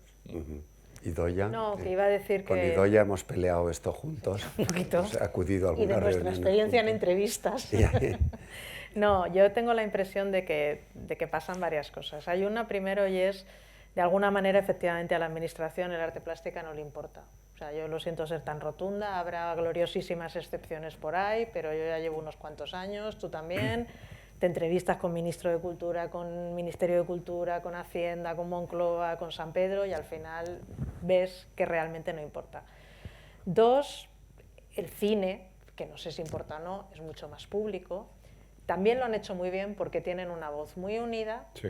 Y la industria. muy definitiva. Muy reivindicativa. Y evidentemente un Gordillo o un Barceló nunca van a tener la capacidad pública en una llamada de atención de una Penélope Cruz, pero vendrían bien a veces. Y nosotros seguimos, o sea, nos hemos unido, estamos haciendo, hay mesa sectorial, hay grupos, hay asociaciones, pero seguimos renqueando un poco en el hacer esta presión pública. De alguna manera creo que hemos mejorado mucho, pero seguimos renqueando un poco. Entonces, insisto, no tenemos grandes estos, pero tenemos personas y artistas conocidos que también las voces podrían ser bien. Entonces creo que se mezclan las dos cosas.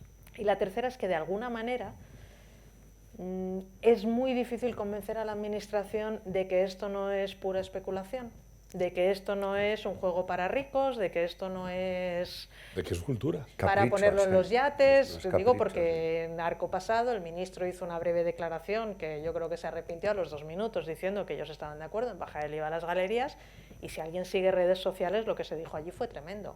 De acuerdo, son redes sociales, no hay que hacer mucho caso, y había mucho idiota.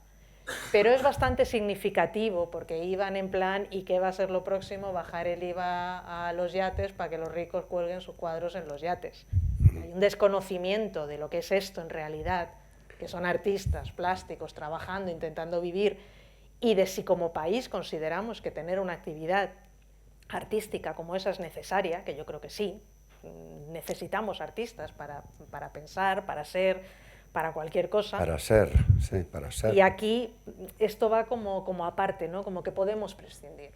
Hay una línea de ayudas del Ministerio de Cultura, a mí es que este dato se lo digo siempre, y el Ministerio de Cultura da una línea de ayudas que me parece muy bien para salas que hacen conciertos o programación de conciertos más o menos estables, ¿no? Que me parece estupendo. Entonces, bares, etcétera, que hacen más o menos programaciones estables. Esa línea de ayudas es de 1 millón de euros, que me parece una cantidad que igual es poca, pero está bien. Artistas plásticos, Ministerio de Cultura, 140.000.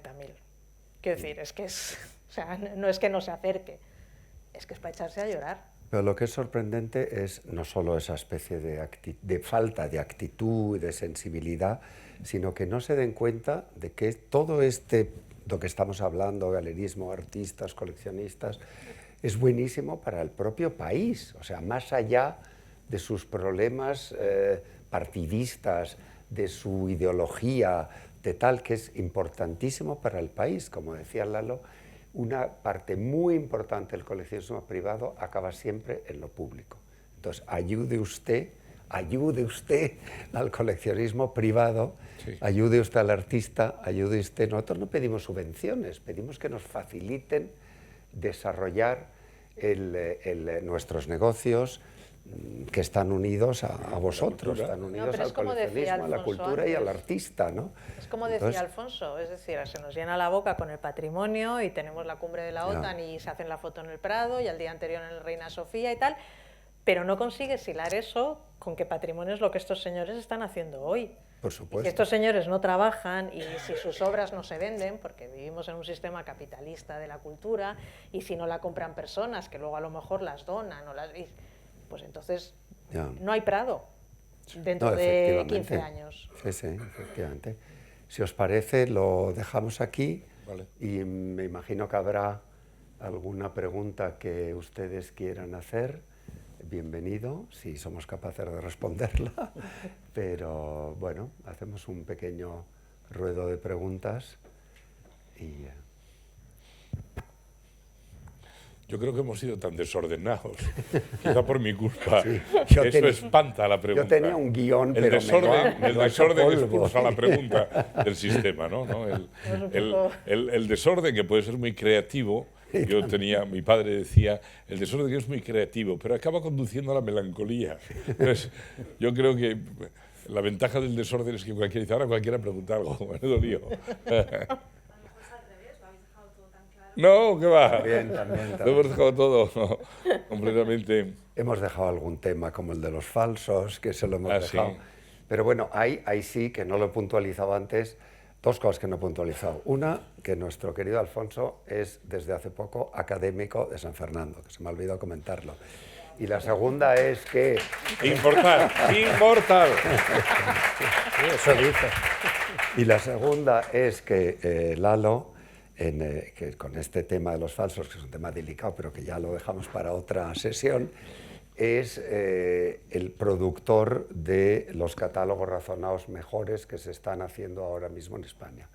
Y está haciendo una serie fabulosa. No sé cuál fue el primero, pero en todo caso ha hecho Manolo Rivera, ha hecho Palazuelo, ha hecho Fernando Zobel, ha hecho... Villares, Chirino, Luis Fernández. Llevamos 25 años. Es un negocio que ahora la gente que es muy fina dice, tengo un negocio sin ánimo de lucro. Es un negocio con ánimo de desastre económico, de pérdida. Solo se puede perder. Es un negocio que consiste en elegir un artista, de acuerdo con un museo, con alguna gran institución, un gran artista, a ser posible muerto, para que toda su obra esté, el corpus artístico esté hecho. Por tanto, Alfonso, de momento no te vamos a hacer catálogo, aunque seas académico, eres inmortal. Y catalogar, inventariar toda la obra que ha hecho durante toda su vida. Es decir, a los 18 años pintó unas mariposas en el jardín de casa. Pues es buscar toda la obra que hizo, que pueden ser miles de obras, que están dispersas por el mundo, localizarlas, ficharlas es medirlas, comprobar si son un óleo sobre lienzo o es pintura acrílica sobre un cartón, la técnica, el soporte, las medidas, el título, comprobar si por detrás tiene alguna inscripción, algún texto, alguna frase que ha puesto el artista, fotografiarlo por los dos lados y eso hacerlo en cualquier país donde esté. Entonces, hacer un catálogo razonado son 8 años, 10 de trabajo de un equipo de personas, cuesta una fortuna. Luego hacemos una edición reducida de 1000 ejemplares que vendemos a la 10ª parte del que ha sido el coste de producción del libro, para intentar distribuirlo en el mercado. Bueno, es una manera de fijar la obra de los artistas, de luchar contra los falsos, de tener identificada la obra de todos, de manera ordenada. No es un libro sobre la vida del artista, es un inventario minucioso de la producción. Entonces, bueno, pues en estos 25 años estamos en 25 catálogos razonados, porque para hacer uno al año, y como tardan 8 años, hay que tener 8 abiertos, siempre, 8 que se están haciendo. Con Guillermo hicimos el de Maruja Mayo. Perdón. Sí. Sí. Somos ministros, de hecho, vamos allí con frecuencia. Sí, del Reina. Y tiene rotación. Entonces me llama la atención lo que estáis diciendo, que por un lado, cada vez que viene un mandato extranjero, o sea, en esa foto, Sí. la famosa, con obras detrás, bueno, yo claro, Sí. vi los Palazuelos y yo como soy una loca dije qué maravilla, hay Sí. Barceló, hay... Yo creo que la mayoría están Esteban muertos, Vicente, por en desgracia. la sala esa hay 2 Por desgracia creo que Vicente. están muertos la mayoría, creo. Pero bueno, había un Barceló, había de todo. Entonces digo, qué curioso lo que estáis contando, de que por un lado rotan obras con el Reina, o sea, que sacan pecho cuando viene un mandatario Sí. a visitar al presidente del gobierno y tal, y por otro lado, el arte les importa de cara a la galería, pero no Ya. realmente les importa, porque lo que ha dicho un poco Idoia, si ese arte no lo estás potenciando, no estás apostando por gente joven, no estás subvencionando a gente joven, Eso se va a quedar Ya, en los museos y ya está. Entonces me llama esa atención. Que piden obras prestadas como una decoración elegante. Muchos de los cuadros del Prado están cedidos a las autonomías. Los gobiernos autonómicos, los parlamentos autonómicos, todos tienen obra. Y tienen obra que suele ser del Prado, casi siempre. El Prado disperso, que hay un libro sobre los... El Prado tiene 34.000 cuadros. Del Prado y del Reino. Ya, pero el Prado es el que tradicionalmente... Las embajadas tienen también. Bueno, no suelen ser cosas muy... Hay muchas repeticiones, ¿eh? Por ejemplo, hay artistas que han hecho donaciones al museo y de pronto han donado al Reina y han donado 400 obras. Un artista se muere y deja 200 obras y el museo le pone una o dos. Y entonces tienen hasta un problema de almacenamiento de las obras, que es un lío. ¿Dónde van con todo eso? Y acaban eso en las embajadas, los consulados, en edificios públicos. Hay un inventario de préstamos. Perdona, hubo una época, lo que decía al principio, los primeros gobiernos de la democracia, que sí se tomaron eso más a pecho. De hecho, cuando había recepciones en la Moncloa, con Felipe González, a una o dos galerías les encargaban que colocaran obras suyas y aquello de alguna forma u otra aparecía publicitado. Y al mismo tiempo yo, el único amago que conozco de ley de de patrocinio, se le puede llamar, fue lo que se montó la colección, que en principio se llamaba de Amigos del Reina Sofía, que es la que está ahora en el patio herreriano. Exactamente. O sea, la colección completa del patio. Y eso se hacía comprando con desgrabaciones a empresas. Yo me acuerdo, me compraron obras y había como 5 o 6 facturas diferentes porque hay cuadros que pertenecen a 3 o 4 empresas y tal. Eso se montó precisamente para alimentar el Reina. Luego hubo ahí una discusión y se llamó de arte contemporáneo y al final acabó en Valladolid. Acabó en Valladolid. Pero ese es el único amago que yo conozco de juntar a empresas, decirle, hacemos una desgrabación importante, se compran obras, estas obras pasan a los museos y como en América se pone una plaquita al lado que dice, pues no sé, Pan Bimbo, no sé quién, pero que eso es todo el sistema americano. A los políticos no les interesa. Hemos visto la sala esa de recibir del Consejo de Ministros, la sala del Consejo de Ministros de la Generalitat tiene un tapies de 12 metros. ¿Recordáis? Un tapiz matélico amarillo y rojo muy espectacular con una bandera. Hay esos cuadros. Pero, por ejemplo, en el dormitorio de Begoña y de Sánchez, ¿qué cuadros hay? Digo, no sé. Pero digo, ¿les interesa de verdad? No, quiero decir, vemos la foto, hago la broma, porque no supongo que con el anterior tampoco habría nada especial, pero ya que estás de presidente del gobierno y que puedes pedir al Reina Sofía al Prado que te manden cuadros que no están colgados para ponerlos en tu casa, ¿tú crees que alguno ha pedido algo? Yo creo que no. Sánchez escribió en su libro que lo único que le importaba era que le cambiaran el colchón. Ya. Bueno. O sea, no. Perdonar que lo haga así un poco como más frívolo, ¿no? Pero esa frivolidad es un reflejo de la realidad. Yo no creo que los políticos estén seriamente interesados, de verdad, en hacer una promoción sistemática, un día y otro, con dinero, con medios, con ayudas, con voluntad de hacer crecer el arte. Eso no lo hay. Pero desde hace 30 años. Quizá lo vivimos cuando la euforia, cuando regresó el Guernica, cuando se consiguió la colección Thyssen, la etapa de Javier Solana en Cultura, algunos casos concretos. Sí, hay en esa época. Algunos casos concretos. Esos años fueron que ahora, en los telediarios aparezcan los cuadros colgados en los despachos oficiales, son todos cuadros que se compraron en esa época. En esos años, sí. Se compró entre principios, finales de los 70 hasta final de los 80, compraban obras para todo, para la Moncloa, para los sitios oficiales, incluso compraban obras gráficas para las embajadas y cosas de eso. Sí, eso se cortó por los años a final de los 90, a final de los 80, a principios de los 90. Bueno, yo creo que esa es la realidad que tenemos. No es fácil, quizá lo que hay que hacer es decirlo mucho, es quejarnos, es protestar, es decirlo todo el tiempo. Es en la vida privada, cuando nos vemos con gente, reprochárselo, pero ¿cómo no hacéis nada? Pero qué horror, pero en tal museo, en tal sitio, aquí no pasa nada de eso. No, porque al final redunda en el patrimonio público, que es un poco el mensaje La que cultura, cuando vamos, la cultura. vamos ido ya y yo, es el mensaje que intentamos pasarles. Absolutamente. Y nada, no os hace ni caso. Pero bueno, Total. país. Bueno, pues Muy bien. muchas gracias. Si hay, sí, claro, si hay alguna pregunta, sí. Vamos a ver. Hola, quería preguntaros, antes habéis estado comentando cómo pues ahora mismo el arte que podemos encontrar de repente en una feria de Arco no es ya todo lo polémico, reivindicativo que solía ser pues antes, en los encuentros de Pamplona con Ugarte, por ejemplo. Y también hemos estado hablando un poco pues de que de repente, creo que era Lalo que lo decías, que pues hay cambios de ciclo y pues las tendencias cambian de alguna forma. Os quería preguntar si ahora, pues con toda la ampliación de derechos que hemos tenido en la democracia ahora mismo, simplemente lo polémico ya ha tocado techo y ya no hay cosas que reivindicar como tal. O sea, siempre cabe una expansión más grande de derecho, pero ya no es tan imperioso como lo era, por ejemplo, en su momento. Entonces, ¿creéis que el arte siempre tiene que reivindicar algo, aunque sea ya poco importante? ¿O simplemente es un cambio de ciclo y ahora se va a dar importancia a otra cosa?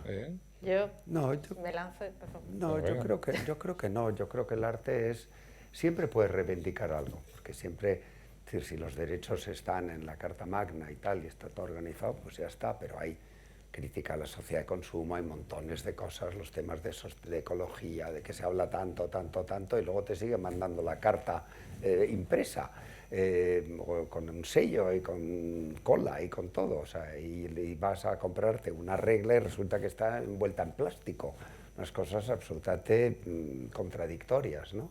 O sea, que yo creo que el arte sigue teniendo esa misión, por un lado, obviamente, de la belleza, que en un término mucho más amplio que se entendía en el siglo XVIII, en el siglo XIX, pero también de crítica, de revulsivo, bueno, en eso creo que Alfonso lo puede. Yo no lo ligaría solo, o sea, yo no lo ligaría solo a cierta reivindicación o a cierta crítica, que puede ser política, que puede ser social, que puede ser de cómo estamos. Creo que también hay épocas que han tenido mayores, enormes debates estéticos y artísticos y de pensamiento. Y no soy una gran intelectual, igual falla, es mi impresión vista como no desde fuera del todo, pero desde medio fuera, y tengo la impresión que esta no lo es tanto. Entonces no lo uniría solo a un momento político, aunque evidentemente al final de los 60 y 70 hubo mucho y de todo, no solo en este país, pero también a cuáles son los grandes debates estéticos y artísticos que hay en este momento. Y quizás es lo que dice Lalo, que va en, no sé. Hombre, yo creo que cualquier pieza, obra de arte, si es de verdad, siempre tiene un punto, digamos, de enfrentamiento a su tiempo, porque habla de una mirada diferente que se tarda un tiempo en asimilar. Lo que pasa es que ya que sea un discurso directo político de cualquier género, es simplemente, diría, es lo más circunstancial, eso es donde arranca la maquinaria. Yo para mí siempre he pensado que la obra de arte de verdad incluso tiene capacidad para escaparse del discurso que la generó y que sigue agitando cabeza y en ese sentido cualquier pieza de arte de verdad, y cuando hablo de verdad es la que al final se reconoce de verdad, porque esas cosas la depura la misma sociedad en la que vive y el tiempo en el que se desarrolla, que siempre tiene un enfrentamiento. Lo que pasa es que hablábamos antes de una época donde esos enfrentamientos eran virulentos, ¿no? Había como un tema social, que había una parte de la sociedad que consideraba el enemigo a ese tipo de arte, entonces ya eran palabras mayores, ¿no? Por ejemplo, el tema de Picasso. Picasso aquí en España estuvo maltratado públicamente pues, hasta no hace demasiado. Tú fíjate, en Málaga, su ciudad natal, jamás se le ocurría. Tú hablabas con la gente de Picasso y te decían que de ese tema no querían saber nada. Se les ocurrió, pero no. Estaba asociado. Juan Temburi, alcalde, fíjate que sí, pero experimentaciones como la de Picasso sobre los lenguajes artísticos que en sí no tenían, salvo Guernica y alguna cosa más, pero todo lo demás no tenía ningún discurso político directo de lo que y sin embargo provocaba unas reacciones tremendas. Estaba identificado Picasso con la revolución, con la guerra, O sea, las nuevas ideas estaban asociadas a un nuevo orden. Y cuando expuso la primera exposición, que era de grabados, era una serie que se llamaba Sueño y mentira de Franco. Sí, bueno, sí, pero... Es la serie que se puso. Claro, tampoco ayudó eso. Sí, pero eso es una gota de agua ¿Eh? en toda la trayectoria de Picasso, vamos, es que Tiraban cócteles Molotov y pintura. arremetían contra la Suite Volare, No, que es una Sí, que estampa de corte neoclásico, de voluptuosas y hedonistas. Y sin embargo hubo, acordáis, que se Hombre. pusieron grabados de las clubes y fueron a tirarle encima y a cargar. No, y lo hicieron, vamos. Sí, sí, lo hicieron. Fue en la Galería Teo. Hombre, yo Ayer creo... salió una foto en la conferencia, ayer salió una foto del ataque que era más a Picasso que a la Suite Volare, porque yo creo Bueno, que no pero sabía eso que- quiero decir, porque una pieza de arte se hace famosa por generar literatura. O sea, realmente, las piezas de arte más famosas son las que más literatura generan. Ya sea literatura, digamos, de ensayo o literatura pública. O sea, si fijáis, el Guernica, la Gioconda, los grandes son, pues, porque son capaces de generar cosas cuando se mueven, cuando no se mueven. Y entonces, en ese generar literatura, cuando alguien identifica esa obra de arte con una posición en contra de un sistema o algo de eso, pues entonces la combate, aunque la obra sea simplemente pues, un señor pintando a la modelo, como era en el caso de como la era Suite el Volare. caso de la... Sí, sí. Había una pregunta más, creo. Sí. Bueno, buenas tardes. Yo solamente me gustaría decir cómo se puede seguir adelante cuando no eres un Barceló o un Plensa, cuando vas a ver a galerías y te dicen que solamente...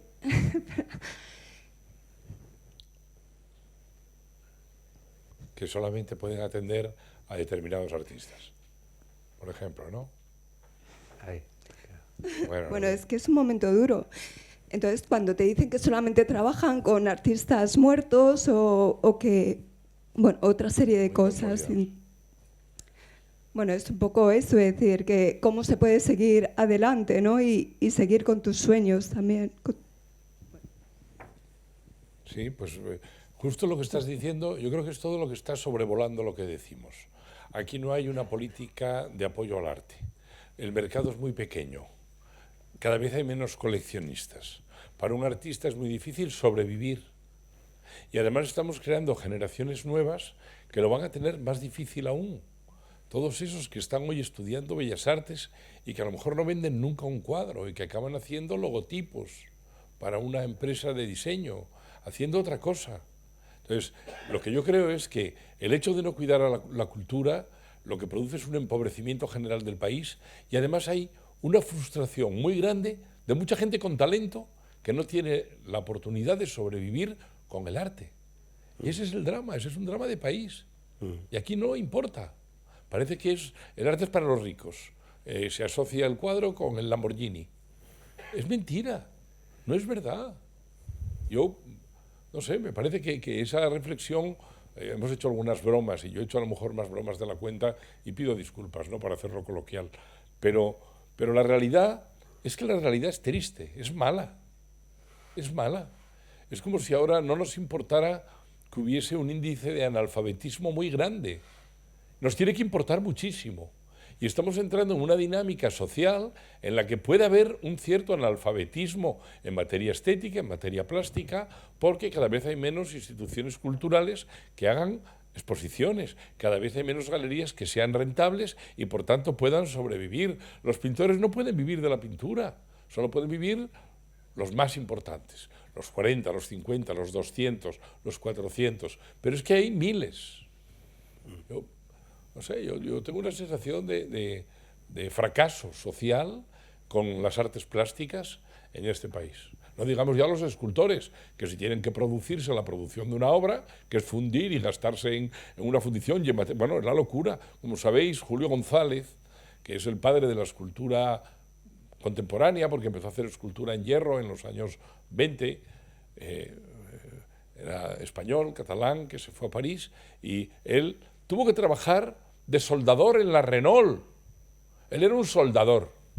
Y entonces lo que pasaba es que se había llevado a su casa un cacharro de oxiacetileno y chatarra se llevaba de de la fábrica, llevaba el bocadillo, llevaba la comida en una mochila, y en la mochila luego se llevaba restos de chatarra. Y con eso hizo las obras de escultura que han cambiado la estética de la escultura contemporánea en el siglo XX. Soldando en su casa. Y es un señor que nació en 1876, vivió humildísimamente en París y se murió en 1942 sin llegar a triunfar. En toda su vida, que dejó hechas 400 esculturas, yo estoy haciendo el catálogo razonable de su obra desde hace 25 años, llevo 5 volúmenes, desde hace 25 años, ininterrumpidamente, nunca pudo fundir, dejó maquetitas, dejó una pieza hecha con la chatarrita que se había llevado de la fábrica. Nunca pudo fundir una escultura. Claro, es un drama eso. Ha triunfado 100 años después de morir, porque tuvo una hija extraordinaria que luchó como una leona para sacar adelante la obra de su padre, que se llamaba Roberta González. Pero, ¿sabes? Como lo dices emocionada, será por alguna razón personal. Ya, exactamente. No se puede seguir adelante. Muchísima gente. Es un drama. Y no importa. ¿Sabes? No importa socialmente. No importa. Bueno, esta intervención de Lalo, Perdón. hay como 5 manos que se han levantado, o sea que vamos a decir que... No sé cuál es el orden, pero Pedro, Belén también, ¿no?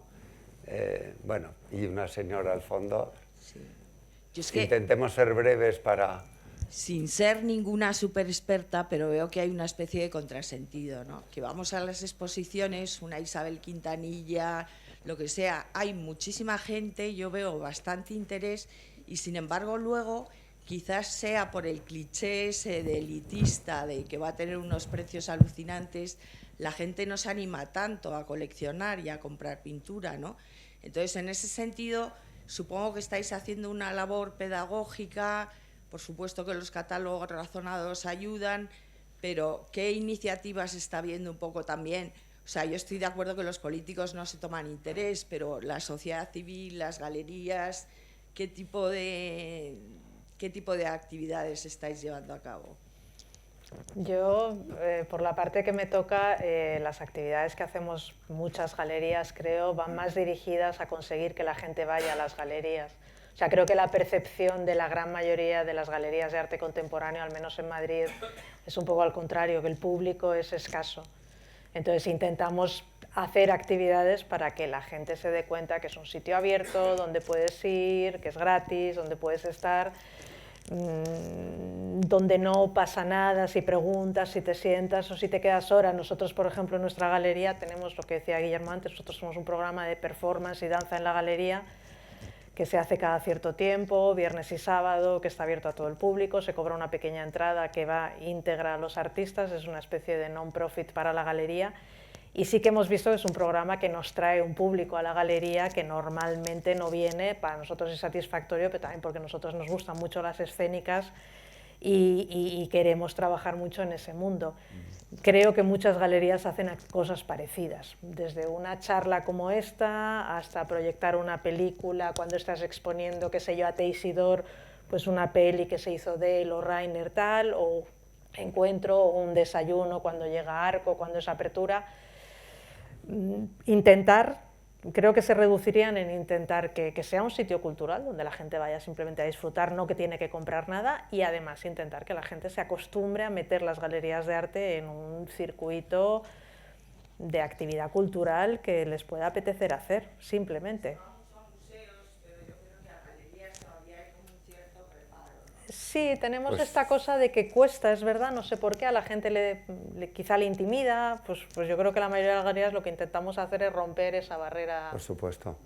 O sea, siempre el mensaje que lanzamos de la asociación o individualmente es que primero que somos espacios abiertos al público en un horario generalmente bastante generoso todos los días y que nos encanta que venga la gente a ver las exposiciones, para eso las hacemos. Para que la gente venga a verlas. Por supuesto, también queremos vender una parte, porque si no, no podemos hacer la siguiente, pero que... Y luego preguntar los precios. Hombre, ciertos artistas que ya sabemos que valen mucho dinero, pero hay muchos artistas jóvenes que tienen precios muy razonables. Y yo creo que hay, pues, o sea, no hay que tener miedo. Hay cosas que se pueden comprar con presupuestos muy razonables. Un grabado vale menos que una entrada de fútbol de un partido del Real Madrid. Y todos los domingos hay 100.000 personas que van al fútbol. Y hay un partido de la Copa de Europa y la gente paga 1.000 euros por una entrada. ¿Es verdad? Todos los días. Y un aguafuerte, un grabado, una litografía, un tal, vale 800 euros o 1.000, puede valer eso. Es decir, no es algo que está lejos, es que culturalmente hay una barrera. La gente no lo compra. Pero todos los días hay, bueno, todos los días en Madrid van al fútbol 100.000 personas o 150.000 pagando un precio alto por una entrada, se la tienen que comprar en la reventa. Y si van a los toros, la entrada de los toros, una entrada buena, vale 120 euros. Bueno, se pueden comprar grabados. No es algo inaccesible, no es inalcanzable, no es una cosa al alcance de los Lamborghinis. No es verdad, no es verdad. Una mezcla horrible. Mentira. Pedro. Yo quería reflexionar sobre, antes decías que los artistas no estáis en ninguna parte de la legislación. Las galerías no existimos en la legislación española. La Ley de Patrimonio del 85 define que es un museo, pero no aparece en ningún momento las galerías. La palabra galerismo en la RAE no está recogida. O sea, la profesión no existe para el diccionario. Con lo cual, algo que no se nombra no existe. Somos un espacio que somos invisibles. Eso es lo que hace que muchas veces sea muy complejo y muy complicado introducirnos dentro del mundo de los políticos y decirles que efectivamente no somos elitistas. Luego a mí me da mucha rabia cuando hablan de coleccionismo y de galeristas y parece que todos somos Peque Guggenheim y Gagosian. Y, hombre, hay muchos tipos de coleccionistas, hay muchos tipos de galeristas, hay precios asequibles. Entonces, eso es una cosa que tenemos que como que dar a conocer a la gente, pero que nos cuesta trabajo porque no existimos en el fondo, no existimos ni en el aparato legislativo, ni siquiera tenemos nombre, ¿no? Entonces eso ya nos hace complicado. Sí. Esto por un lado. Era una reflexión que me gustaría saber qué opináis. Y luego, en cuanto a futuro, parece que hay dos vías principales, que es los Gran Larry Gagosian y las gran multinacionales, ¿no?, que tienen sedes en diferentes tipos de países y que incluso tienen una sede pequeña en un aeropuerto de París para que la gente llegue en set, compre la obra, se vuelva a subir al set y se vaya, ¿no? O pequeñas galerías con no demasiados gastos y muy especializadas. Pero sí hay una cosa que yo creo que nunca vamos a perder, que es la idea del contacto con el coleccionista. Una cena, una visita, un compartir, presentar el artista al coleccionista, eso yo creo que por mucho NFT que exista, por mucha venta en internet que exista, ese contacto personal que en el fondo nos sublima, que en el fondo nos emociona, como decía el bueno de Kandinsky, creo que es la única vía en la que vamos a seguir teniendo contacto con el ciudadano, con el coleccionista, con... Yo tengo una anécdota, creo que bastante buena en esto de no existimos en la legislación. En el año 20, cuando tuvimos que cerrar por el COVID, cuando la parte dura de la pandemia empezó a bajar y se hizo un real decreto como permitiendo la apertura ya de algunos negocios, las librerías estuvieron entre los primeros y las salas de exposiciones. Y nosotros, que en el consorcio de galerías intentábamos ser muy respetuosos, nos hartamos de llamar al Ministerio de Cultura preguntándoles si por salas de exposiciones se referían a nosotros o eran solo las públicas, porque pensábamos que igual podíamos abrir, y de verdad que nos hartamos de llamar. La respuesta al final fue, mira, ni idea, haced lo que queráis.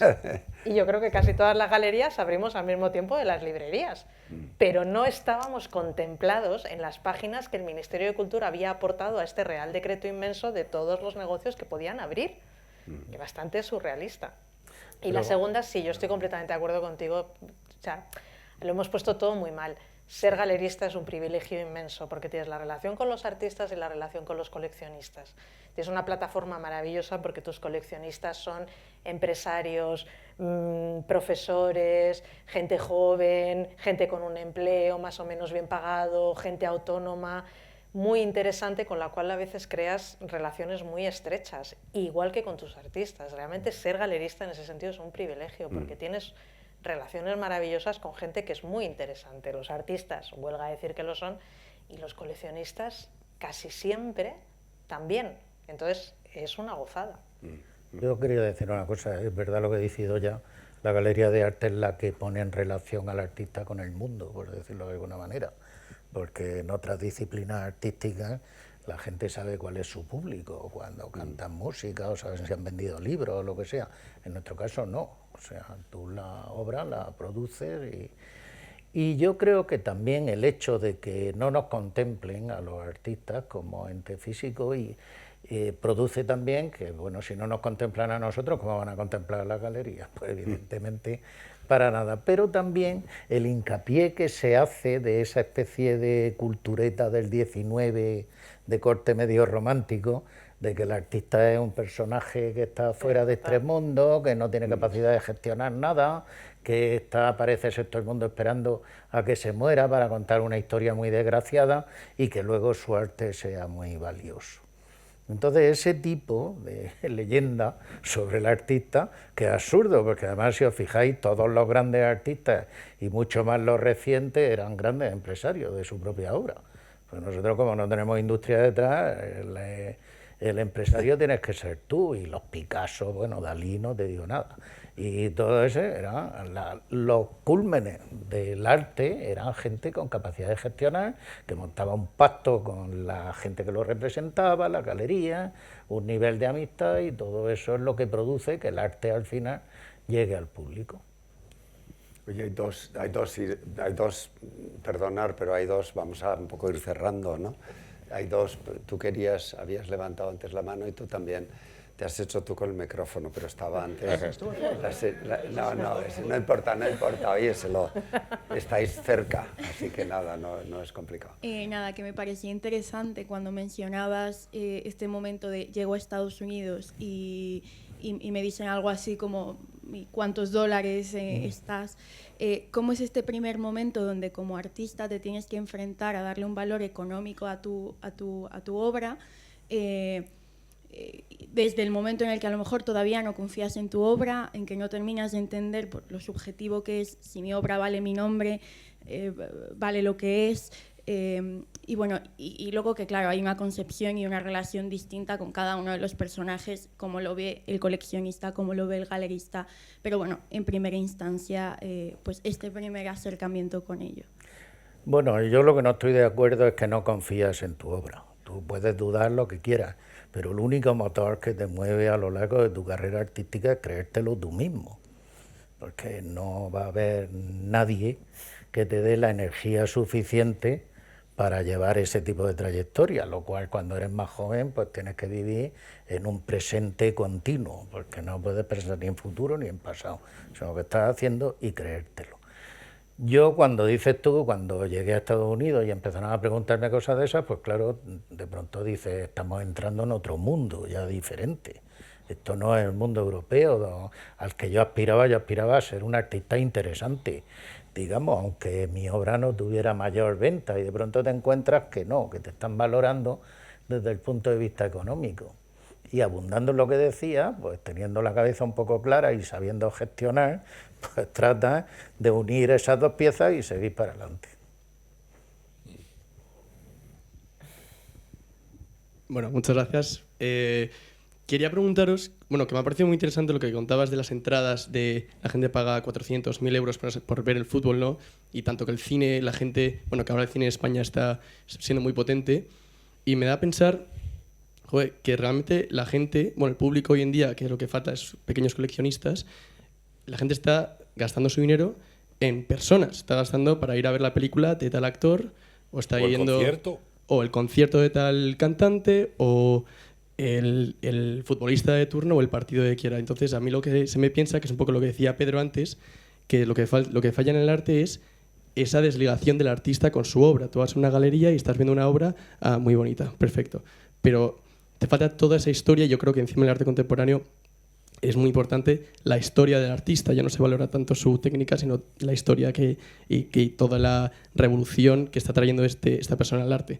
Entonces, yo creo que a lo mejor quejarse al ministerio, que ya hemos visto durante los últimos 30 años que no hace nada, quizá faltaría ese cambio de tuerca de marketing para poder, yo qué sé, dar así un poco el arte a los jóvenes o a las nuevas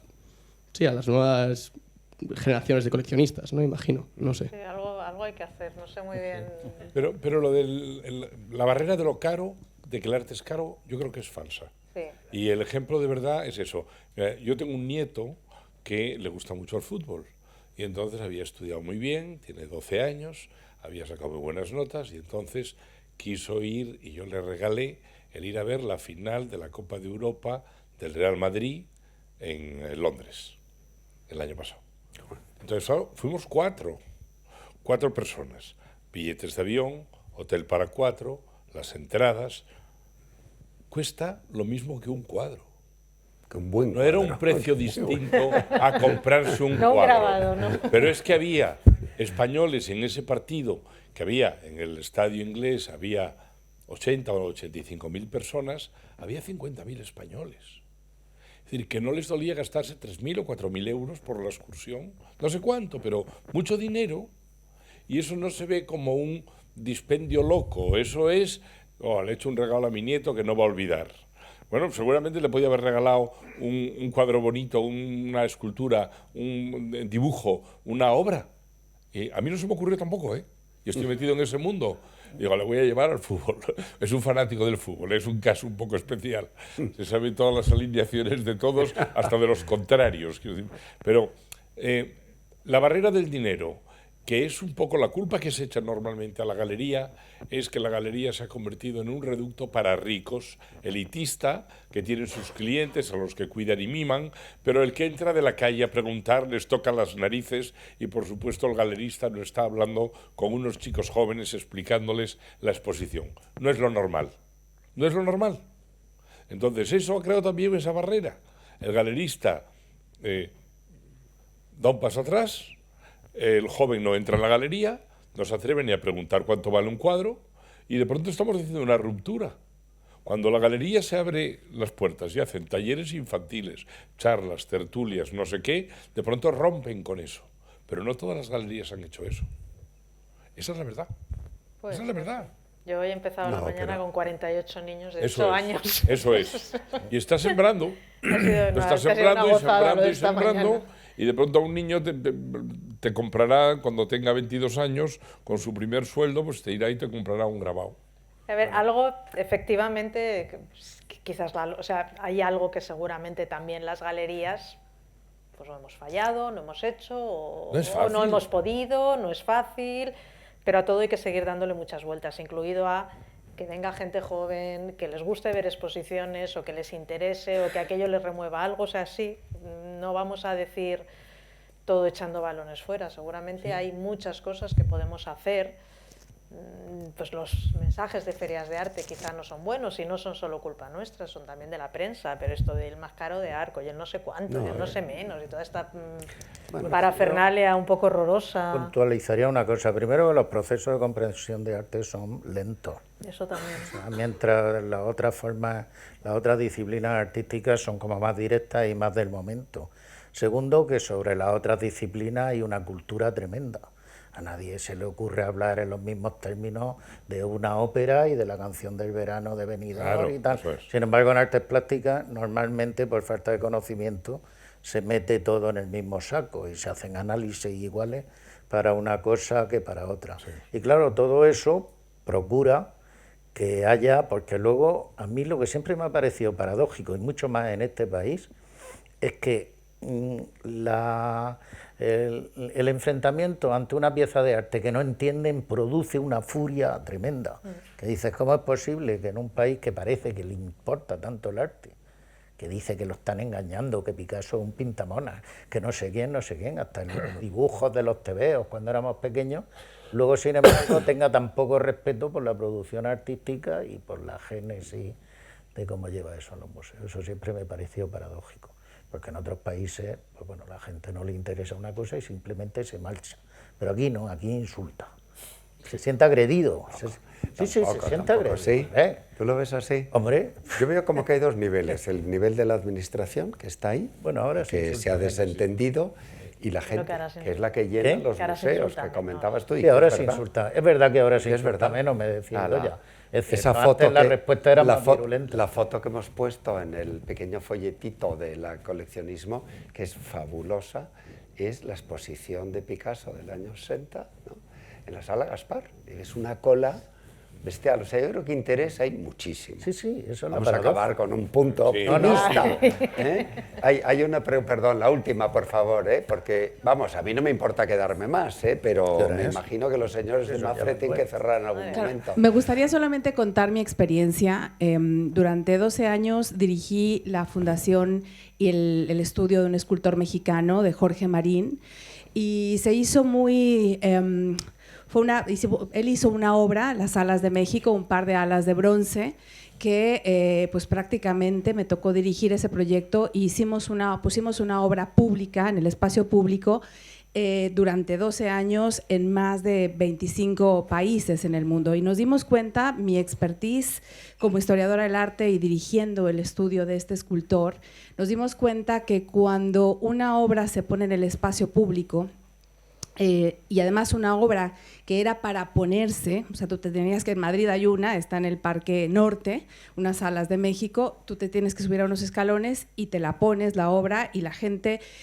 tenía una relación y un diálogo directo con la obra de arte, pues había una conexión súper importante. Y nos empezamos a dar cuenta que los coleccionistas, independientemente de los grandes coleccionistas, como podían ser los gobiernos o los coleccionistas privados, etcétera, empezamos a tener a otro perfil de coleccionistas a nivel internacional. Jóvenes, gente que a lo mejor ahorraba durante mucho tiempo para comprar y acceder a obra más pequeña. Pero creo que fue una mezcla de muchas cosas. El tener un contacto directo con el público, el estar en el espacio público, el que una obra no tuviera que explicarse, sino pudieras usarla, pudieras acercarte a ella, además de hacer una serie de actividades y de acciones paralelas con niños, con generarle una acción social, fue fundamental, ¿no? Y a partir de ahí, yo trabajo con distintos artistas españoles y mexicanos, es generar cómo puedes trabajar en una trayectoria, cómo puedes acercarte al público, cómo puedes hacer este link entre el artista y el público, y cómo de una y otra manera hay un vaso comunicante, ¿no? Solamente eso, pero realmente la experiencia de las Alas de México en muchos países del mundo ha sido brutal, ¿no? Y además las salas están ahí permanentemente. Creo que no hay otro ejemplo actualmente en el mundo donde se haya repetido una escultura en tanto espacio público de manera permanente y de manera itinerante, ¿no? Gracias. Muy bien. No, muy bien. Tenemos aquí el Museo de Esculturas al aire libre, que no está mal tampoco. Seamos un poquito patrioteros. Oye, pues muchas gracias. Todos estáis invitados a la Galería Idoia y a la Galería de un servidor y a las 50 o 60 o 70 galerías que hay en Madrid y muchísimas más. Y en serio, nos encanta que venga la gente a vernos. Por supuesto, jóvenes, medios, adultos, mayores y niños. Nos encanta que vengan a vernos. Para eso existimos también. Muy bien. Así que bueno, muchísimas gracias a todos.